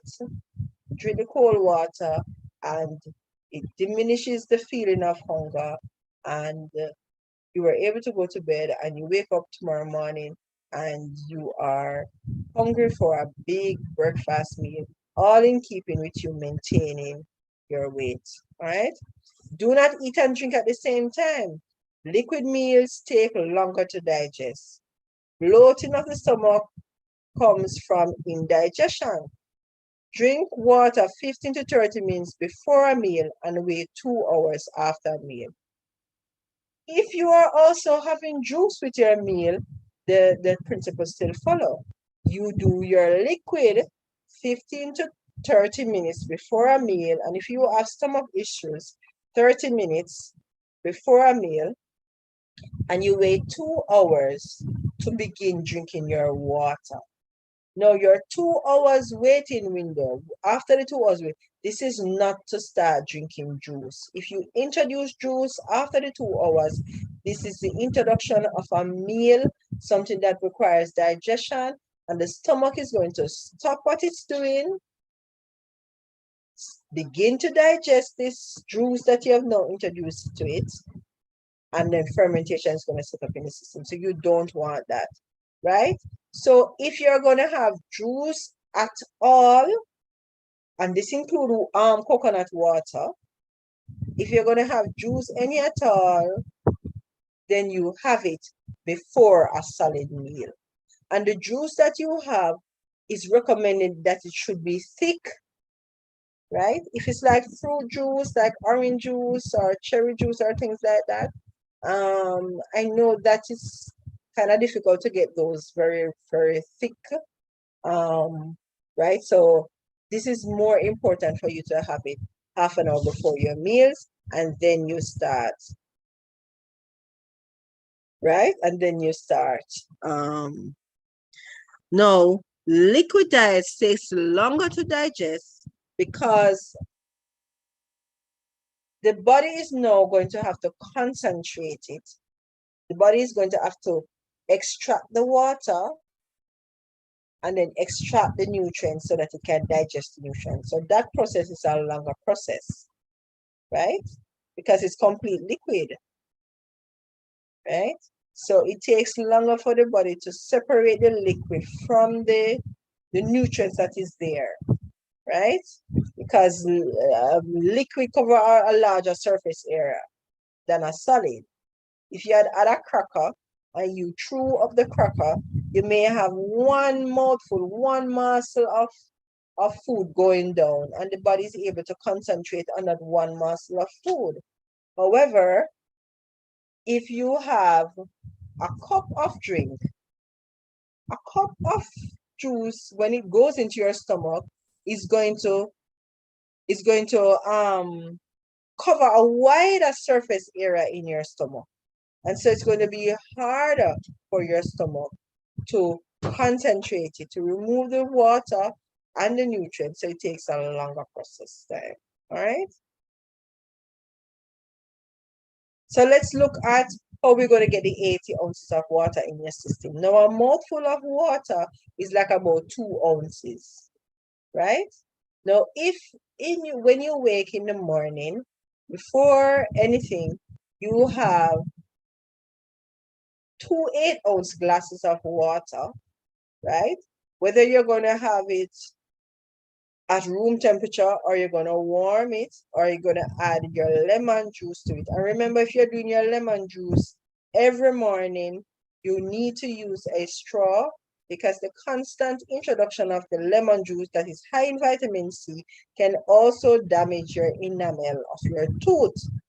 So you use a straw to take in your lemon juice, right? So you have 2 8-ounce glasses of water, that's 16 ounces, and it may be beneficial to you to do your exercise, or maybe you go and have worship at that time, and then you can have another 2 glasses of water, which is going to be 32 ounces of water.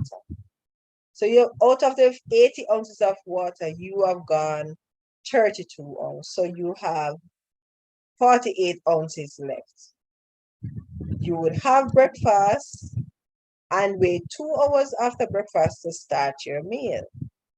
So between breakfast and the next meal you should have a 5-hour window. But because you waited until breakfast is finished, you now have 3 hours to drink your water before your next meal. In your 3 hours, if you divide those 3 hours in 15-minute slots, you would have, there are 4 15 minutes in each hour. So 4 times 3 is 12, right? 4 is 12, right? And then if you have 2 mouthfuls of water each time, so 1 mouthful is 2 ounces of water. So if you have 2 mouthfuls, that's 4 ounces of water.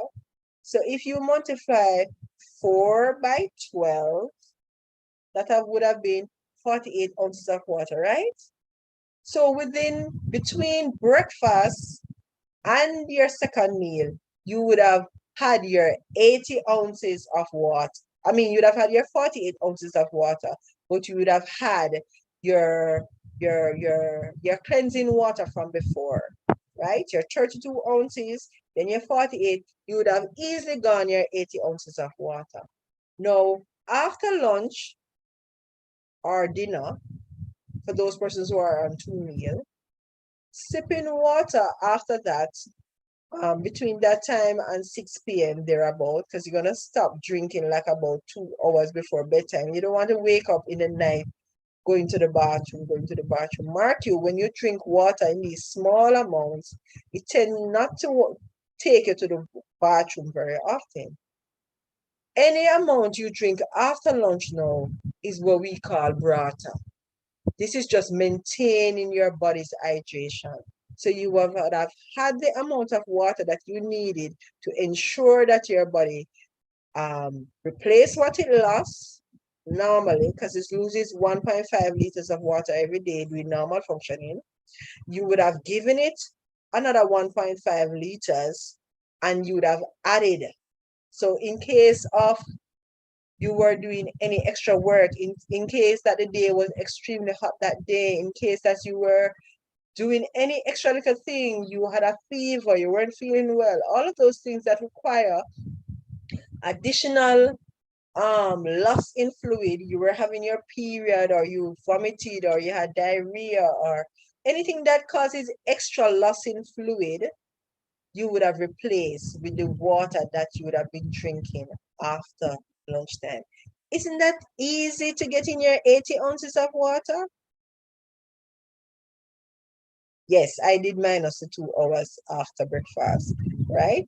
So this is how you get your 80 ounces of water. And if you try it, you'll realize that you don't feel hungry as much, because many times when we think that we are hungry, it is our body telling us that we are really thirsty. But because we haven't been drinking the water, this is the way how the body is trying to communicate to us. But we are not in sync with our body, so we're not sure when we are thirsty from when we are hungry. So every stimulation that is given in that area, we think that it is food. No, it is not always food. Sometimes it is water. All right, sometimes we are dehydrated. So that's an easy way to get your water in. We're going to continue with turning off the faucet. We're using diet to help lose the weight. We talked about having a set breakfast time, avoiding highly processed plant-based foods.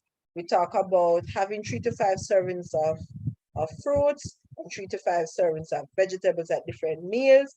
We spoke about using natural sweeteners instead of sugar, and we talk about drinking our water, ensuring that you're properly hydrated. And next thing, that what you want to increase so that you can help to lose weight is foods low in calories, foods low in fats, foods low in sodium, foods high in fiber, and foods that is high in satiety. So it gives you this fullness. You feel fuller longer with these type of foods. Foods low in calories, right? Your vegetables are low in calories and they're high in fiber and they're high in satiety. So they give you this fullness, right? And they're also low in fats and they're also low in sodium. So vegetables fit into this criteria quite lovely, right? um you want to read your labels on foods, especially processed foods, because processed foods, even though they may be plant-based, are high in sodium. Sodium is used to preserve foods, and so you have to look at that when you are planning your meals. Other foods to increase includes your grains, your legumes. And we spoke about grains already. So for grains, you have your corn is a grain. So from corn, you can have your cornmeal, you can have your hominy corn, you have your buckwheat, you have your spelt, you have your amaranth, you have your millet, you have your quinoa, you have teff, you have so many different grains. You have your legumes, you have your red peas, your kidney beans, your chickpeas, your black peas, your cranberry peas, your red round peas, your lentils, your garbanzo. You have so many different peas or legumes. You have your seeds now. In your seeds, you have your pumpkin seeds, your sunflower seeds, your sesame seed, your sunflower seeds, your flax seeds. You also have your wheat germ. You have your nuts. You have your pine nuts, your Brazilian nuts. You have your cashew. You have almond. You have so many different nuts that you can eat. Again, they have soybeans. Soybean will fall under your peas and beans, right? Pecan is a nut. Sesame seeds, we mentioned it already in your seed. Oh, oats will fall under your grains. Chickpea would fall under your legumes. Your blackstrap molasses, right? That you're going to use that as your sweetener. Your avocado, that's your good fat from your fruits, right? So these are foods that you ought to increase because they're rich in chromium, magnesium, they're rich in your B vitamins, your B3, your B1, your B6, and these are going to help you to regulate your body system. So when people say, what am I gonna eat? There's so many things that we can eat, so many different, we can combine them in so many different ways and to make complete meals, and we are not bored, all right? We're not bored.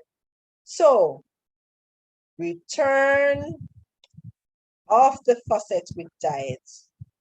You can add 2 tablespoonfuls of your flaxseed, ground it, and add it to your meal, add it to your shake, add it to your porridge to make it nice and rich. And it will keep you feeling fuller longer. And because it's added bulk, you won't feel hungry.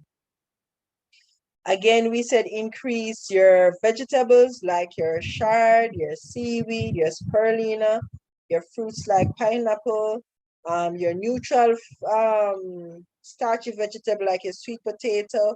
You also have broccolis and you have chamoya, you have your cabbage, you have your onions and your garlic. These are fruits and vegetables that are rich in antioxidants and nutrients and minerals, okay?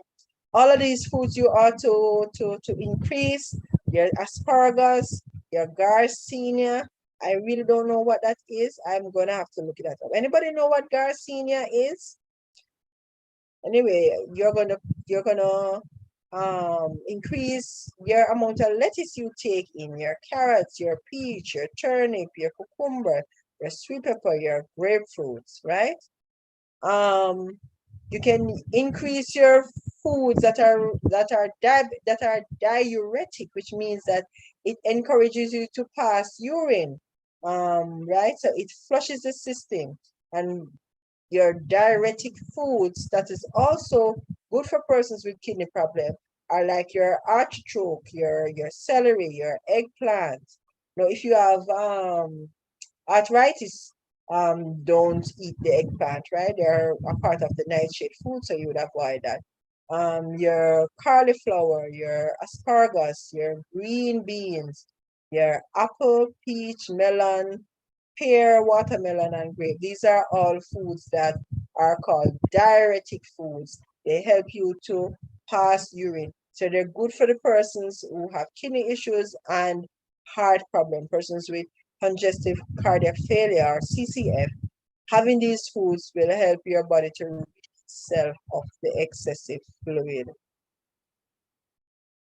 Just a way of reminder, you're going to eliminate refined foods, your oils, your butters, and your dressings. So even though a vegan butter might be good, you want to avoid those things as well. And when you're making your dressing, you want to do dressings that are not very fatty, right?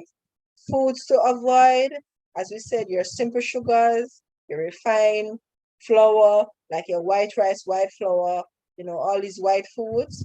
These may cause an increase in the level of insulin in your bloodstream, which burns up sugar but stores it as fat in the body. So you want to avoid those. You want to avoid your refined baked foods, right?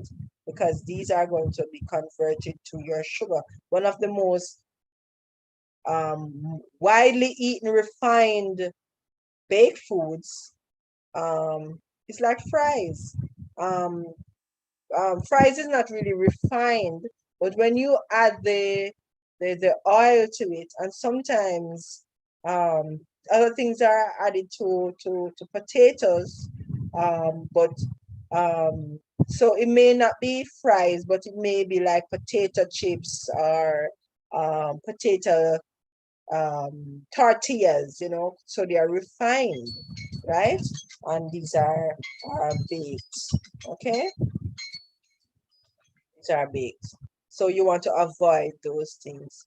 You want to avoid animal foods. Again, we're promoting a plant-based meal because that is going to help you to lose the weight and prepare your body temple for the indwelling of the Holy Spirit so that your body is healthier and you are able to um, tolerate metabolizing your foods better. Baked fries are okay. Just mind what you put on the potatoes. When I talked about refined baked foods that is widely used, I was really talking about like potato chips or when they use it to make like hash browns and tortillas, right? But baking your own potatoes, cutting them up in wedge size to make your fries and baking them, that's okay, all right? Saute instead with a little water in a non-stick pan instead of frying it, instead of using oil, right? Fried potatoes 5 to 7 times is 5 to 7 times have more calories than boiled potatoes, right? So instead of frying your potatoes, bake your potatoes or boil your potatoes, all right? Try to stay away from Irish potato. They are more denser and will give you more glucose content than your sweet potatoes, all right? Leave out the fat. So concentrated sources of calories. So because fats are concentrated sources of calories, you want to leave them out. They're 7 times more easily stored in the body as fats.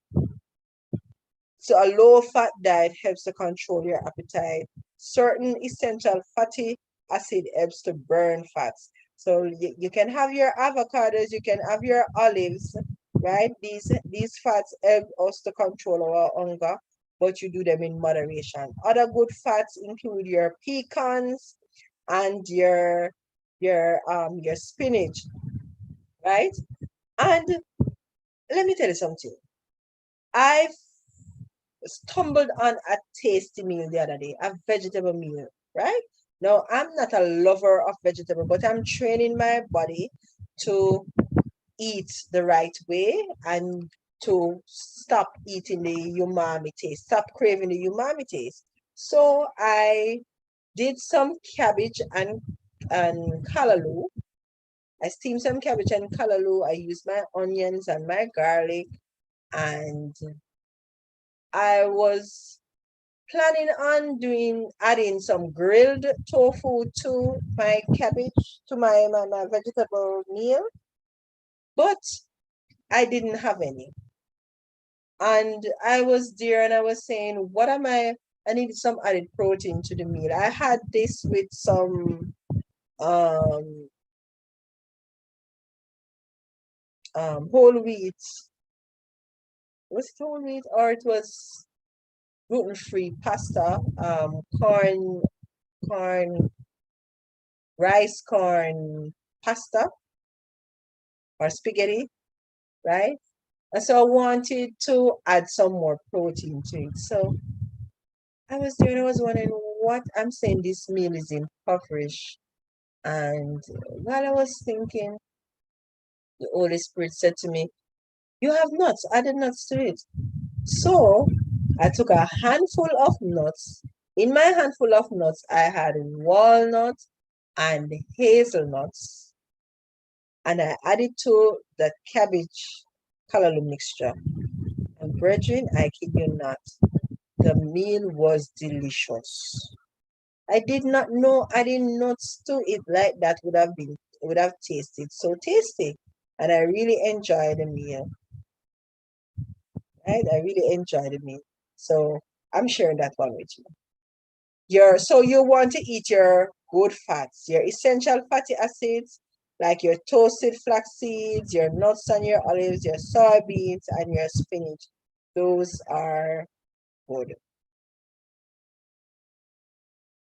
Making your cashew cheese could work for your pasta too. Well, it could. Um, for me, I used to love cheese, and as I said, I'm trying to retrain my taste buds. So I've had cheese made without nutritional yeast flakes because nutritional yeast flakes is a hybrid yeast. So it's a fungus. And in the past, it has caused me to be sick. So I avoid it completely, right? And if I should eat any food that is prepared with nutritional yeast flakes, it gives me this bad stomach um acid flare up for days, right? So I avoid that. But I found that toasting sesame seeds give you that nice cheesy flavor, and you can use that to make a cheese tasting like sauce. And I've used that, and I'm comfortable with that, right? I'm comfortable with that. All right, so let us continue. We don't want to stick too much with the recipes because we want to get through the lecture. All right, so good fats contain your mono unsaturated fats are like your olives, your almonds, your hazelnuts, your macadamia nuts, your pecans, and your avocado. Now, do not forget these things. I don't like olives, so I can't eat it like that. But if you dice it and put it in a salad, I enjoy it, right? It's like it's not there. So find new ways to incorporate healthy foods into your meal without it being a turn off, right? So we turn off the faucet to obesity by using diet. We remove wheat and gluten from your diet. If that is a problem, you can do that, or you can just do it to get your body healthy again. So use wheat-free, gluten-free flour instead. Um, Bread must be eaten at least 48 hours after if it's a yeast bread. So we promote mostly flatbreads where you just there's no yeast in it. You make it, you eat it, right? Bread that rises would have required yeast. When you wait 48 hours, the yeast has been metabolized, or yeah, that's the term I'm going to use, out of the bread, and so it would now be safe to use, right? So if you use dry yeast in your bakings, breads are, or if you're making cornbread or whatever breads you're doing, wait 48 hours before you eat it, right? Because you don't want the yeast to be in there, which can mess up your system, okay?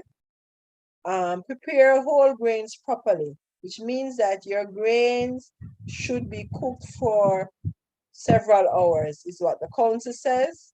And by deduction, we say 3 hours, 2 to 3 hours would be considered several hours. So you bake your flour, bake your oats, bake your cornmeal, right?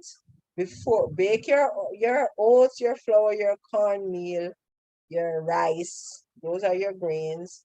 You bake them for 2 to 3 hours before you use them in your regular meal. Don't bake them when you're ready to use them. Bake them in bulk, let them cool, package them back, and then when you're ready to use them, you can just go ahead and use them. All right? Have a healthy meal plan with your grains, fruits, and nuts and vegetables. We did say that. We looked at many sample meals before, so we're not going to spend time on that. Now that we have turned off the faucet with diet, we are now going to unplug the sink. We are going to be using our lifestyle. So now that we turn off the water is not running in the sink anymore, right? We have to now unplug the sink so that the water is run out of the bath or run out of the sink. So this is what we're going to do with our obesity. We are going to unplug the system. We are going to stop the accumulation. All right? How do we do this? Break the snack habit. No snacking in between meals. All right? The calories you get from snacking can add up to an extra meal.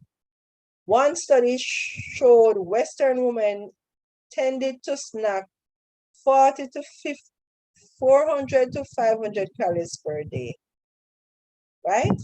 And you can, if you're snacking, you can add those calories with ease without realizing it.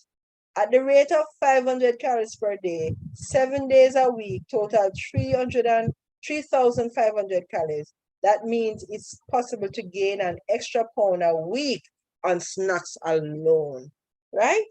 So you don't want to do so. Break the snack habit, okay? This is a study that was done that showed that snacking really interfered with your meal. So in the study, everybody had the same thing, right?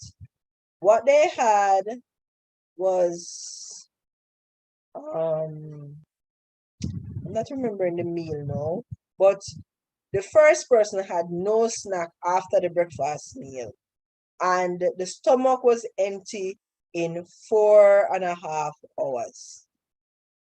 The second person had an ice cream cone as a snack 2 hours later, and when the x-ray was done, residue in the stomach after 6 hours was seen.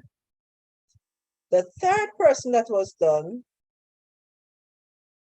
after breakfast, 2 hours after a normal breakfast, a pumpkin pie and a glass of milk was had 2 hours after. And when the x-ray was done, after 9 hours, the fourth person had residue of food in their stomach. The third person had peanut butter sandwich 2 hours after the meal, and they too had residue in the system after 9 hours. Now the fifth person, 2 hours after eating the same meal, had half slice of bread and butter, and they ate that every 1 hour, and 1/2 hour intervals, and no dinner. So if they had breakfast at 8 o'clock, at 10 o'clock, they had half slice of bread with butter. At 11 o'clock, they had another half slice with butter. And they kept doing that. And then at one of the intervals, they had 1.5 hour instead of 1 hour. They had a bread with butter. And when the x-rays was done, more than half of the breakfast, not the bread and butter, half of the breakfast was still in the stomach after 9 hours. Now, the sixth person had the normal breakfast. 2 hours after, they had twice in the morning and twice in the afternoon a bit of chocolate candy. So 2 hours after, they had a bit of chocolate candy. So they ate at 8. At 10 o'clock, they had a bit of chocolate candy. And at say 11 o'clock, 12 o'clock, they had a bit of chocolate candy. They had lunch. Then in the afternoon, now, they had another piece of chocolate candy. 13.5 hours later, more than 1/2 of the morning meal was still in the stomach. And this study was done at Loma Linda, right? And it was showing that we should not snacking. This is what snacking cause in the diet, okay? So we really, now that you see this, we really, when you eat and you snack in between your meals, the breakfast, the food, not even the food that you eat, no, the snack is going to be digested, but the food that was before is going to be put down to wait, to ferment, to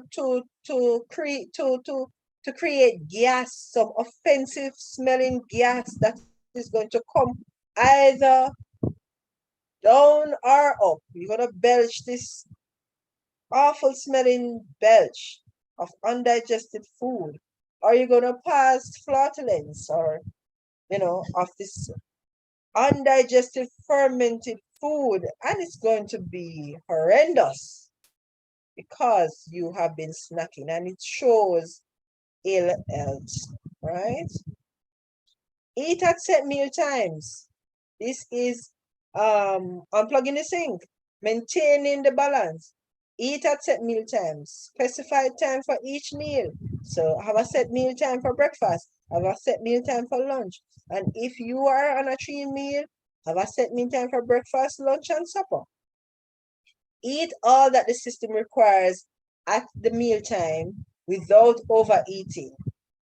Rest the stomach for at least 5 hours. So each meal must be 5 hours apart. So if you are on a 3 meal, there should be 5 clear hours in between each meal. Drink only water in between meals. Do not snack. Not a particle of food should be introduced into the stomach until the next meal, right? 2 meals are better than 3.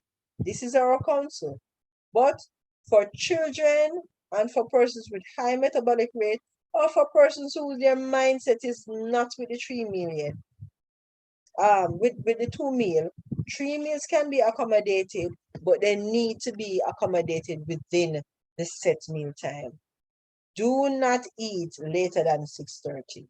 And we don't mean start eating at 6:30, we mean end eating at 6:30, which means that you're going to start at 6 o'clock. So no starting eating at 6:30, okay? These are maintenance rules. For the third meal, if you feel that you must eat at night, because 6:30 is like coming on to sunset, almost sunset, so you're into a night, take a drink of cold water, and in the morning you will feel much better for not having eaten. And this works with everyone, When we have persons who are diabetic for years or even on medication and they are trying to change their lifestyle, they're trying to unplug the disease of diabetes, we put them on 2 meals, right? And when they adhere to the 2 meals, their sugar is regulated and they're off their medication in a short while, right? So if you drink the cold water, this will help you to avoid eating a third meal. You could prevent the bulge. You won't have this big gut in front of you, this big belly, right? Right? So try to avoid eating late. You will relish breakfast more. It will make you eat more. A lot of times people say that they're not breakfast person. They're not breakfast person because they eat late. They had a big meal in the night, right? And I'm here to tell you that the Lord is not pleased when you do that, especially since you have now seen the science, the mechanism behind why you ought not to eat at this hour. You are destroying the temple of God. Walk out of overweight. Walk out of it. Walk out of your clothes, those fat clothes. God loves the fat person, and He has designed a, a, a, a, a diet plan, a lifestyle that is going to cause you to walk out of being overweight.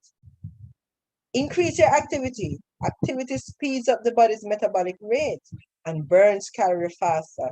The fastest and best exercise is walking. Walk on the spot. Walk in your house. If you have 3 tiles, walk between the 3 tiles. 1, 2, 3, turn. 1, 2, 3, turn. 1, 2, 3, turn. 1, 2, 3, turn. Walk. Walk on the spot. But do the exercise. Be active. Walk for 1 hour continually each day. Early morning burns predominantly fat. Or when you walk in the evening, you burn calories, but not necessarily so much more fat. Okay, brisk walking is recommended. And by brisk walking, we mean that you're walking to increase your heart rate, but you're able to continue a conversation comfortable without being tired. Right? Walking also reduces stress and lift light weight. You can lift light weight, right, while you're walking. So you can walk with a bucket of water if you don't have weights itself or things like that to ensure that you add to the walking experience. Also, get into the habit of doing a digestive walk. What is a digestive walk? It's a casual walk for 15 to 30 minutes after each meal. Now, a digestive walk should not make you tired or bring sweat, right? If it does, you are impairing digestion because it means that you have exerted yourself so much that the body now has to share the blood supply that needs to go to the stomach to digest the food in providing you with energy to walk, right? So it's a casual walk, a love walk, if you may. All right. So get into the habit of doing this casual love walk about for 15 minutes, up to an hour, up to half an hour after your meals. How to continue unplugging the sink, maintaining the balance, ensure that your vitamin D levels are at the normal level. So you can add your supplements. Vitamin D supplement is recommended for those persons who cannot get sunlight. And if you can't get our sunlight, then we recommend that you do the supplements as well, right?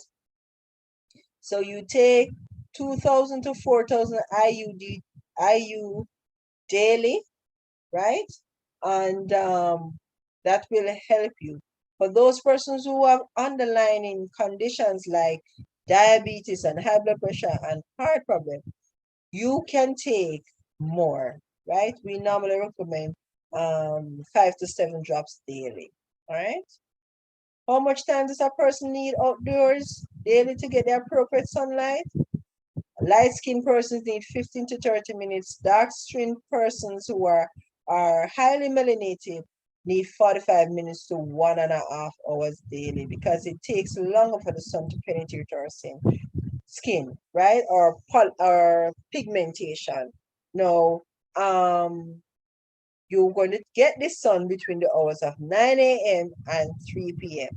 And this is even if the sun, even if the sky is overcast, you can still get the ultraviolet rays so that it can be converted to give you your vitamin D supplements naturally. All right. And you just need like about 6 inches of your body to get the sun. Remember, when you're going out in the sun, to dress properly and keep hydrated. Sleep also helps to unplug the sink, maintain the balance, whether you're losing weight or you are trying to change over from a diet, getting rid of a disease. Sleep is good. Good sleep boosts proper metabolism function. Get 6 to 8 hours every night. Go to bed before 10 p.m. and this is going to help you to get 6 to 8 hours. How? During the hours of 10 p.m. and 2 a.m., the brain does most work. Most release of hormones, chemicals, melatonin, growth hormones, and the brain restores itself. So if you go to bed before 10, between 10 and 12, the body repairs itself and rests, and that is like 2 extra hours. And between 10 and 2, that's another 2 extra hours where the body does the other kind of work, where it is releasing your hormones, getting all of your flushing the system, doing all of its maintenance and fix up work. So when you sleep between 10 and 2, instead of just getting 4 hours, you actually get 6 hours. So if you actually go to bed by 9, that would have been 7 hours. And if you actually wait later than 2 o'clock, you can get your 6 to 8 hours comfortably by going to bed by 9 o'clock. Make it a habit to go to bed and get up at approximately the same time every day. It gives the body balance, and the body loves order. It loves to work on a cycle, on a rhythm, right? And when it works like that, it performs better. Watch your posture. Avoid sitting for long periods and stand up often. Sit or stand up straight. Pull your shoulders back and give your rib cage and your diaphragm the space it needs to work properly, and inhale and exhale as much oxygen as you need. Remember, when we started the presentation, we talked about how oxygen is important for our metabolism and our brain, and in the help to eliminate obesity. So when you sit properly, walk properly, stand properly, right? You encourage deep breaths. You encourage the influx of more oxygen into the system. Standing and walking 10 minutes every hour can help in treatment of obesity, diabetes, cholesterol, and high triglycerides. Now, the last principle of the 3-point system in getting rid of your obesity is mopping it all up. Remember, we looked at turning off the faucet with diet, and we spoke about the diet that we ought to have. Having set meal times, having a big breakfast, foods to avoid, foods to increase, right? Your fruits and vegetables and things like that. We talk about turning off the faucet with your lifestyle. Your lifestyle is now going to maintain the balance. We are getting rid of those excess. That's turning off the faucet, getting rid of the storage, right? So we turn off the faucet with a lifestyle. We incorporate exercise and our meals and things like that. And now we are mopping it all up. we are going to add herbal recommendations. The fruit of the tree is for man's food, and the leaves is for his medicine. Ezekiel 47, verse 12. And so we are mopping it up using our herbs. And what herbs are we using? Your Gymnema sylvestre has been shown to reduce the ability to taste sweetness. So it helps the body regulate those things that are sweet and those things are bitter, right? So even things that are not so sweet, it brings up the flavor, and so it will taste sweeter than normal, right? So, and if it is sweeter than normal, you won't crave for more sweet things. One landmark study found that people who took a dose of Gymnema had a diminished perception of sweetness, and when offered sweet snacks, ate fewer calories than did the control study. So the snack is now going to taste sweeter than normal, and so it satisfies you more. Your sweetness fix is satisfied, and so you would not crave more sweetness, and you would use less natural sweeteners because it's already sweet. Goggle. Goggle is another herb that has been used, right?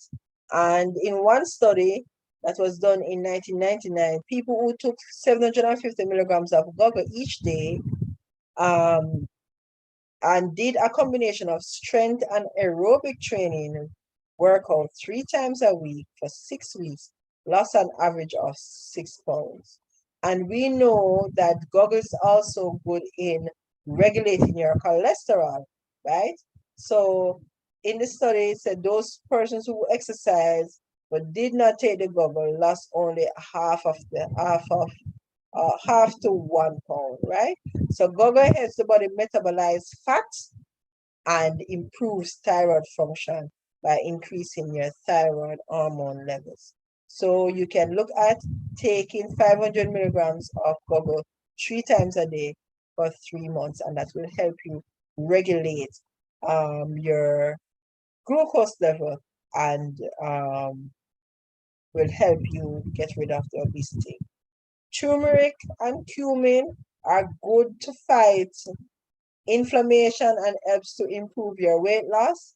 Turmeric has been shown to help reduce inflammation, high levels of which may be significant cause of obesity, because inflammation can cause obesity and difficulty losing weight. And your cumin improves weight loss when mixed with other herbs and spices. All right, so you can combine those together. Other spices that you can add to your cumin include your coriander, which has been shown to increase your metabolic function and heighten weight loss. Your ginseng is another thing that you could use. Multiple animal studies have shown that the herb Panics ginseng can help aid in weight reduction and even slow weight gain resulting from diets high in fat. So what this does is help to regulate how the body metabolize fats in this system. All right. As we continue to mop it all up, we can include your lecithin granules, 1 to 2 tablespoonfuls daily, and this is useful in dissolving fat storage in the body. Incorporate your pumpkin seed, so you can take a handful or a quarter cup of pumpkin seed, unsalted pumpkin seed that is, into your system.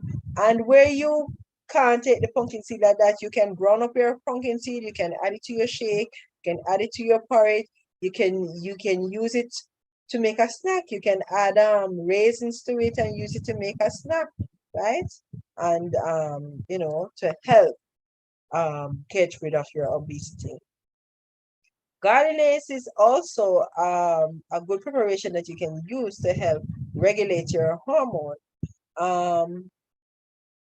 It is a garlic preparation, right?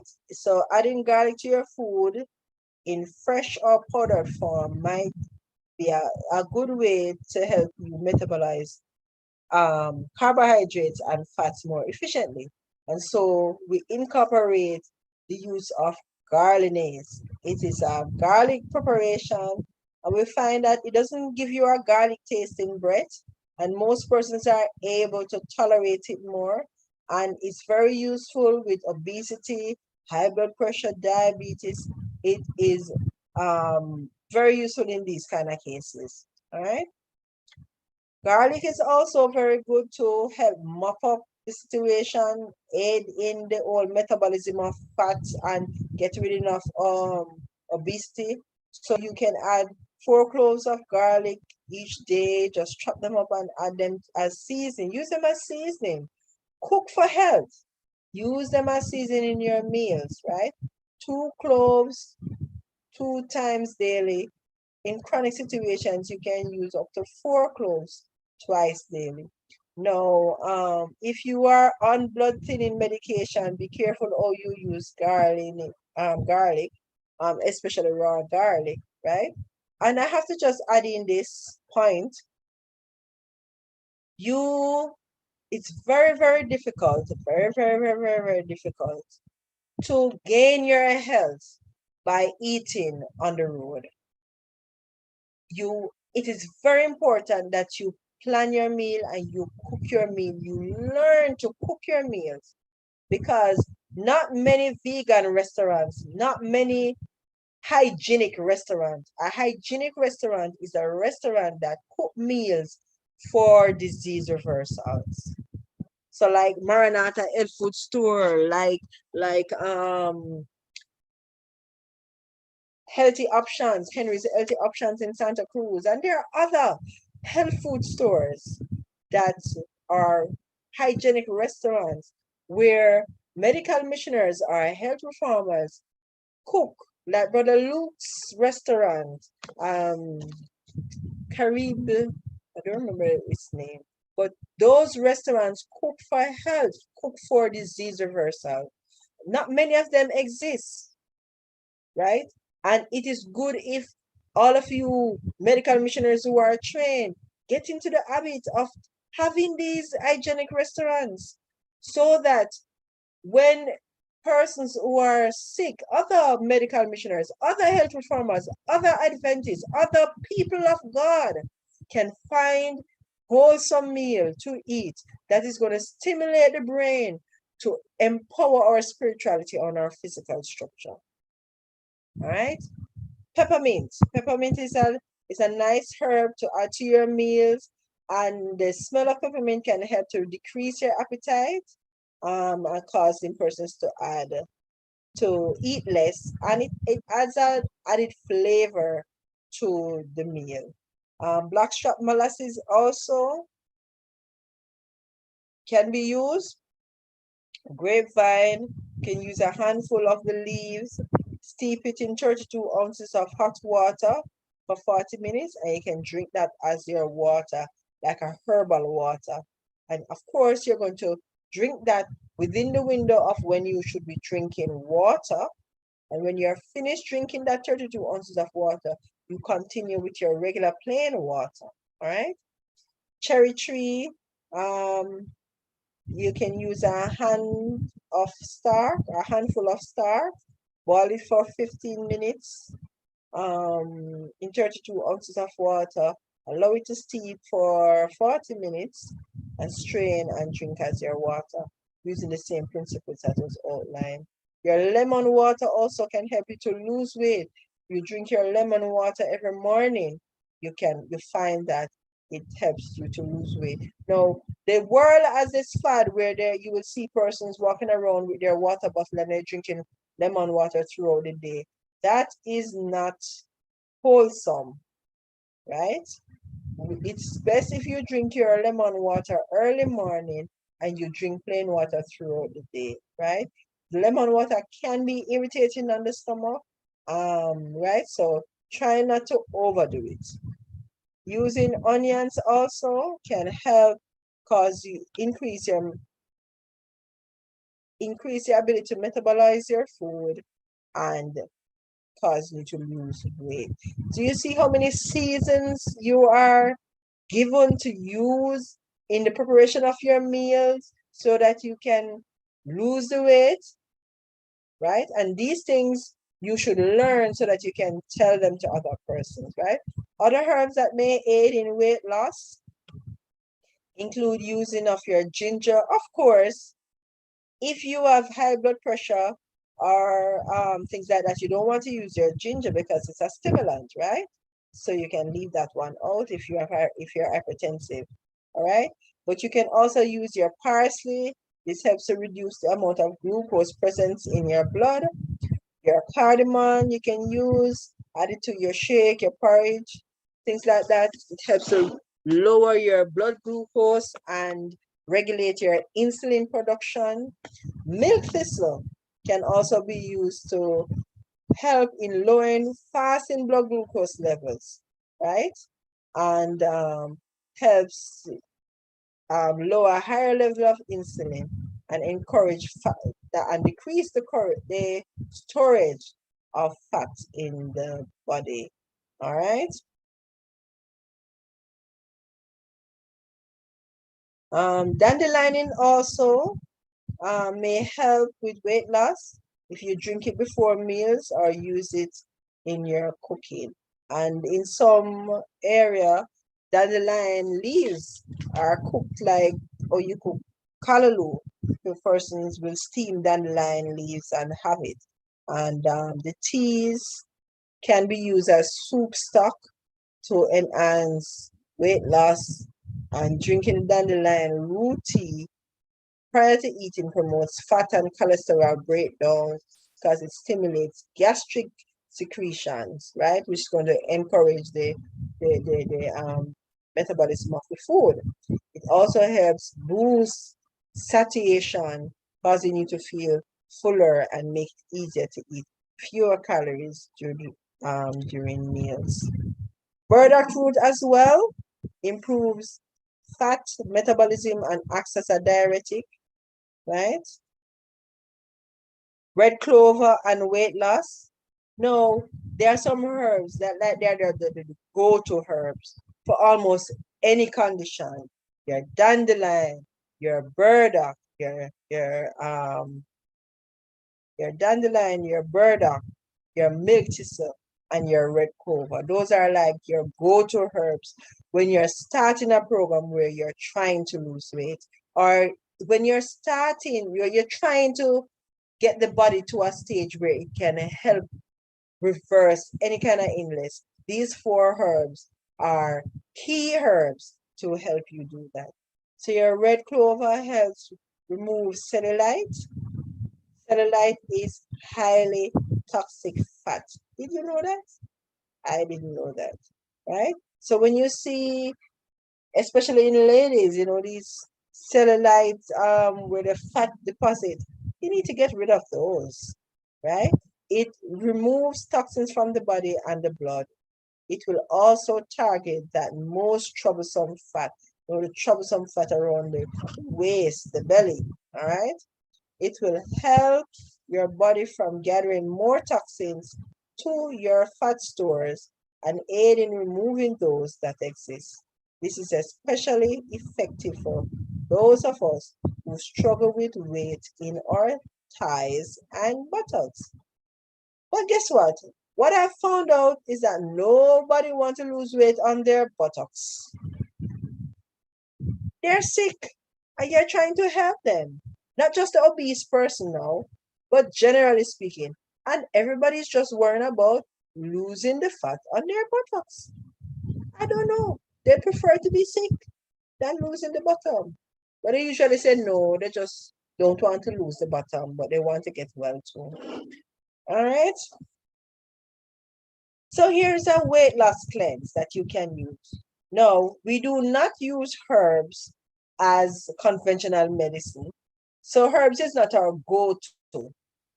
Our go-to is diet, our maintenance with lifestyle, and then mopping it up. The aid is your herbs. So do not use herbs as your go-to, right? They're supposed to be used as aids. So your cleansing drink, you can have it twice weekly, right?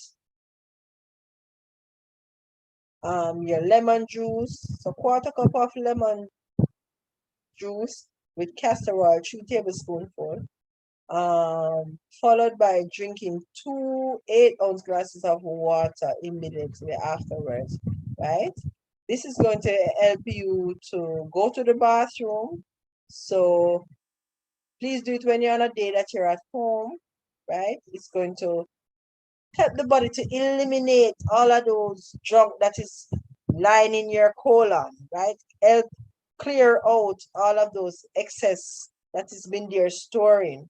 Because you know, when you have a diet rich in meat, it is so difficult for the colon to empty itself properly, right? So every now and then you have to just do this lemon juice castor oil thing, cleanse, so that it can send you along the way. If you don't have lemon juice or castor oil, you could actually use your senna tea, make a senna tea with your senna pods. So you're going to use 2 tablespoonfuls of senna in 2 cups of water and steep it for 40 minutes and drink it with the same effect, right? It's going to send you to the bathroom, kind of cleanse the bowels and get you ready to lose that weight.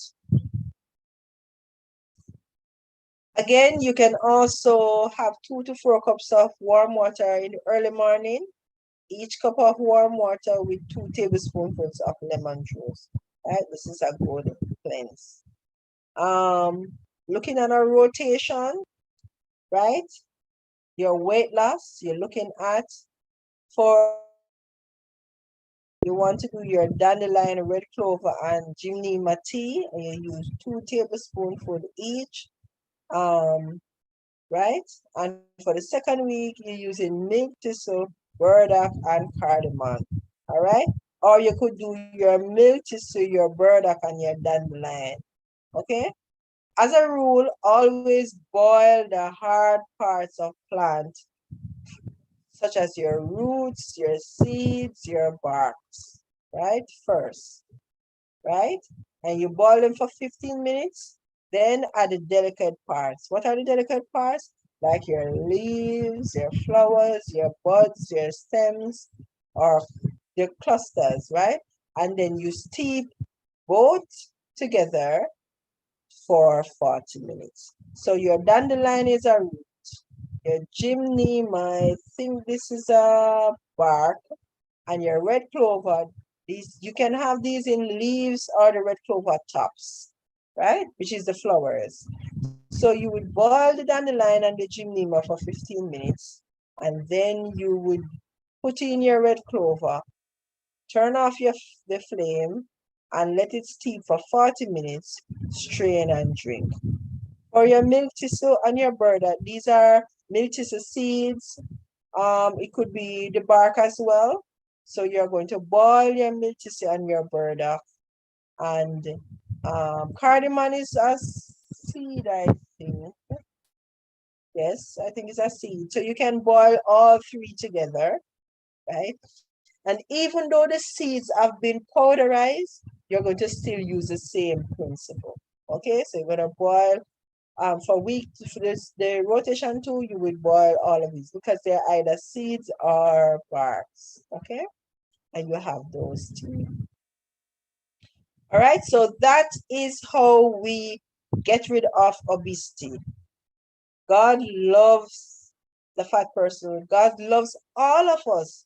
When we are sick, we become sick because we have violated His law, and He has a method. He has designed a plan for your healing. So do not believe that it is impossible. You may have to work at it, but that is going to make sure that you exercise that ability to be perseverant, right? To get you losing the weight and not looking flabby and all of that, because you can lose the weight but not look well afterwards. But we don't want that. We want you to look well. So we have to incorporate the exercise. And most of these herbs that we have outlined is going to help the skin to become supple again, right? It's going to extract those, the hydrating, dehydrating, the diuretic fruits and vegetables, going to help pull water from your skin and makes your skin nice and supple again, so that as you exercise, your skin is pulled back in, right? And so you do the routine, the diet, the lifestyle, and you mop it up with the herbs, and you can look like a new creature. You can enhance yourself for God's glory. All right. So this is the message for you this morning. I think slide 11. Okay. Yes, the recording is on YouTube, so you can go back and see it. The things that we have mentioned, yes, we sell them at Maranatha. I think those are the questions that I see in the chat. Are there any more questions?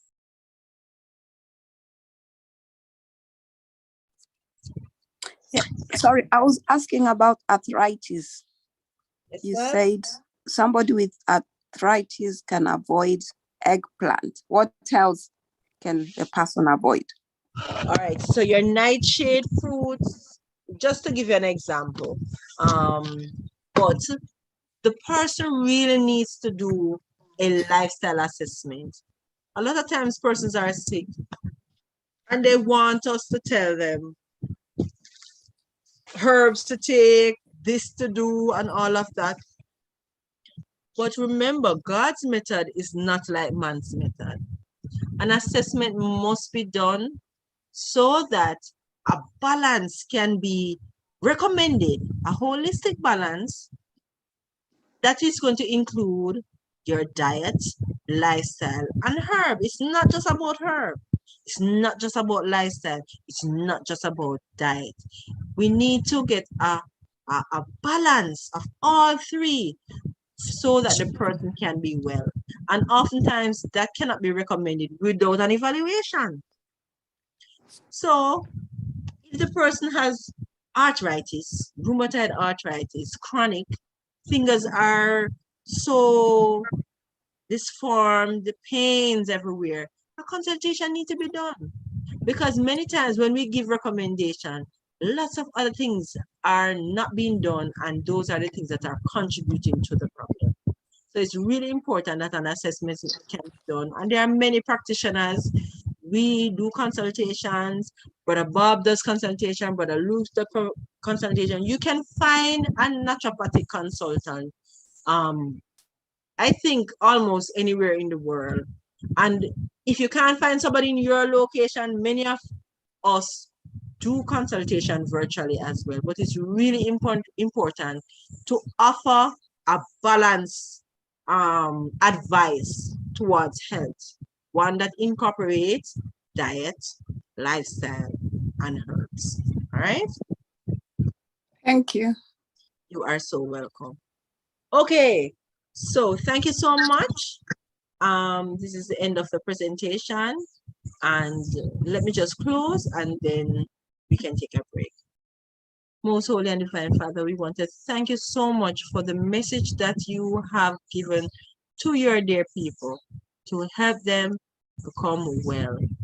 A message that is filled with your love so that you can restore them to the glory, to restore them to who they ought to be so that they can reflect you in body, mind, and soul. We thank you, Lord, for loving us, for giving us this message, and for helping us to understand the information, and for helping us, giving us the strength to put it into practice when we decide to do so. We ask that you may strengthen all the areas who are now online and who will hear the message in future time to come, so that they may see your love and want to share in your goodness, want to become so much more like you, want to build a relationship with you by becoming healthy. Thank you for For all these things I've asked, in Jesus' name. Okay, so in keeping with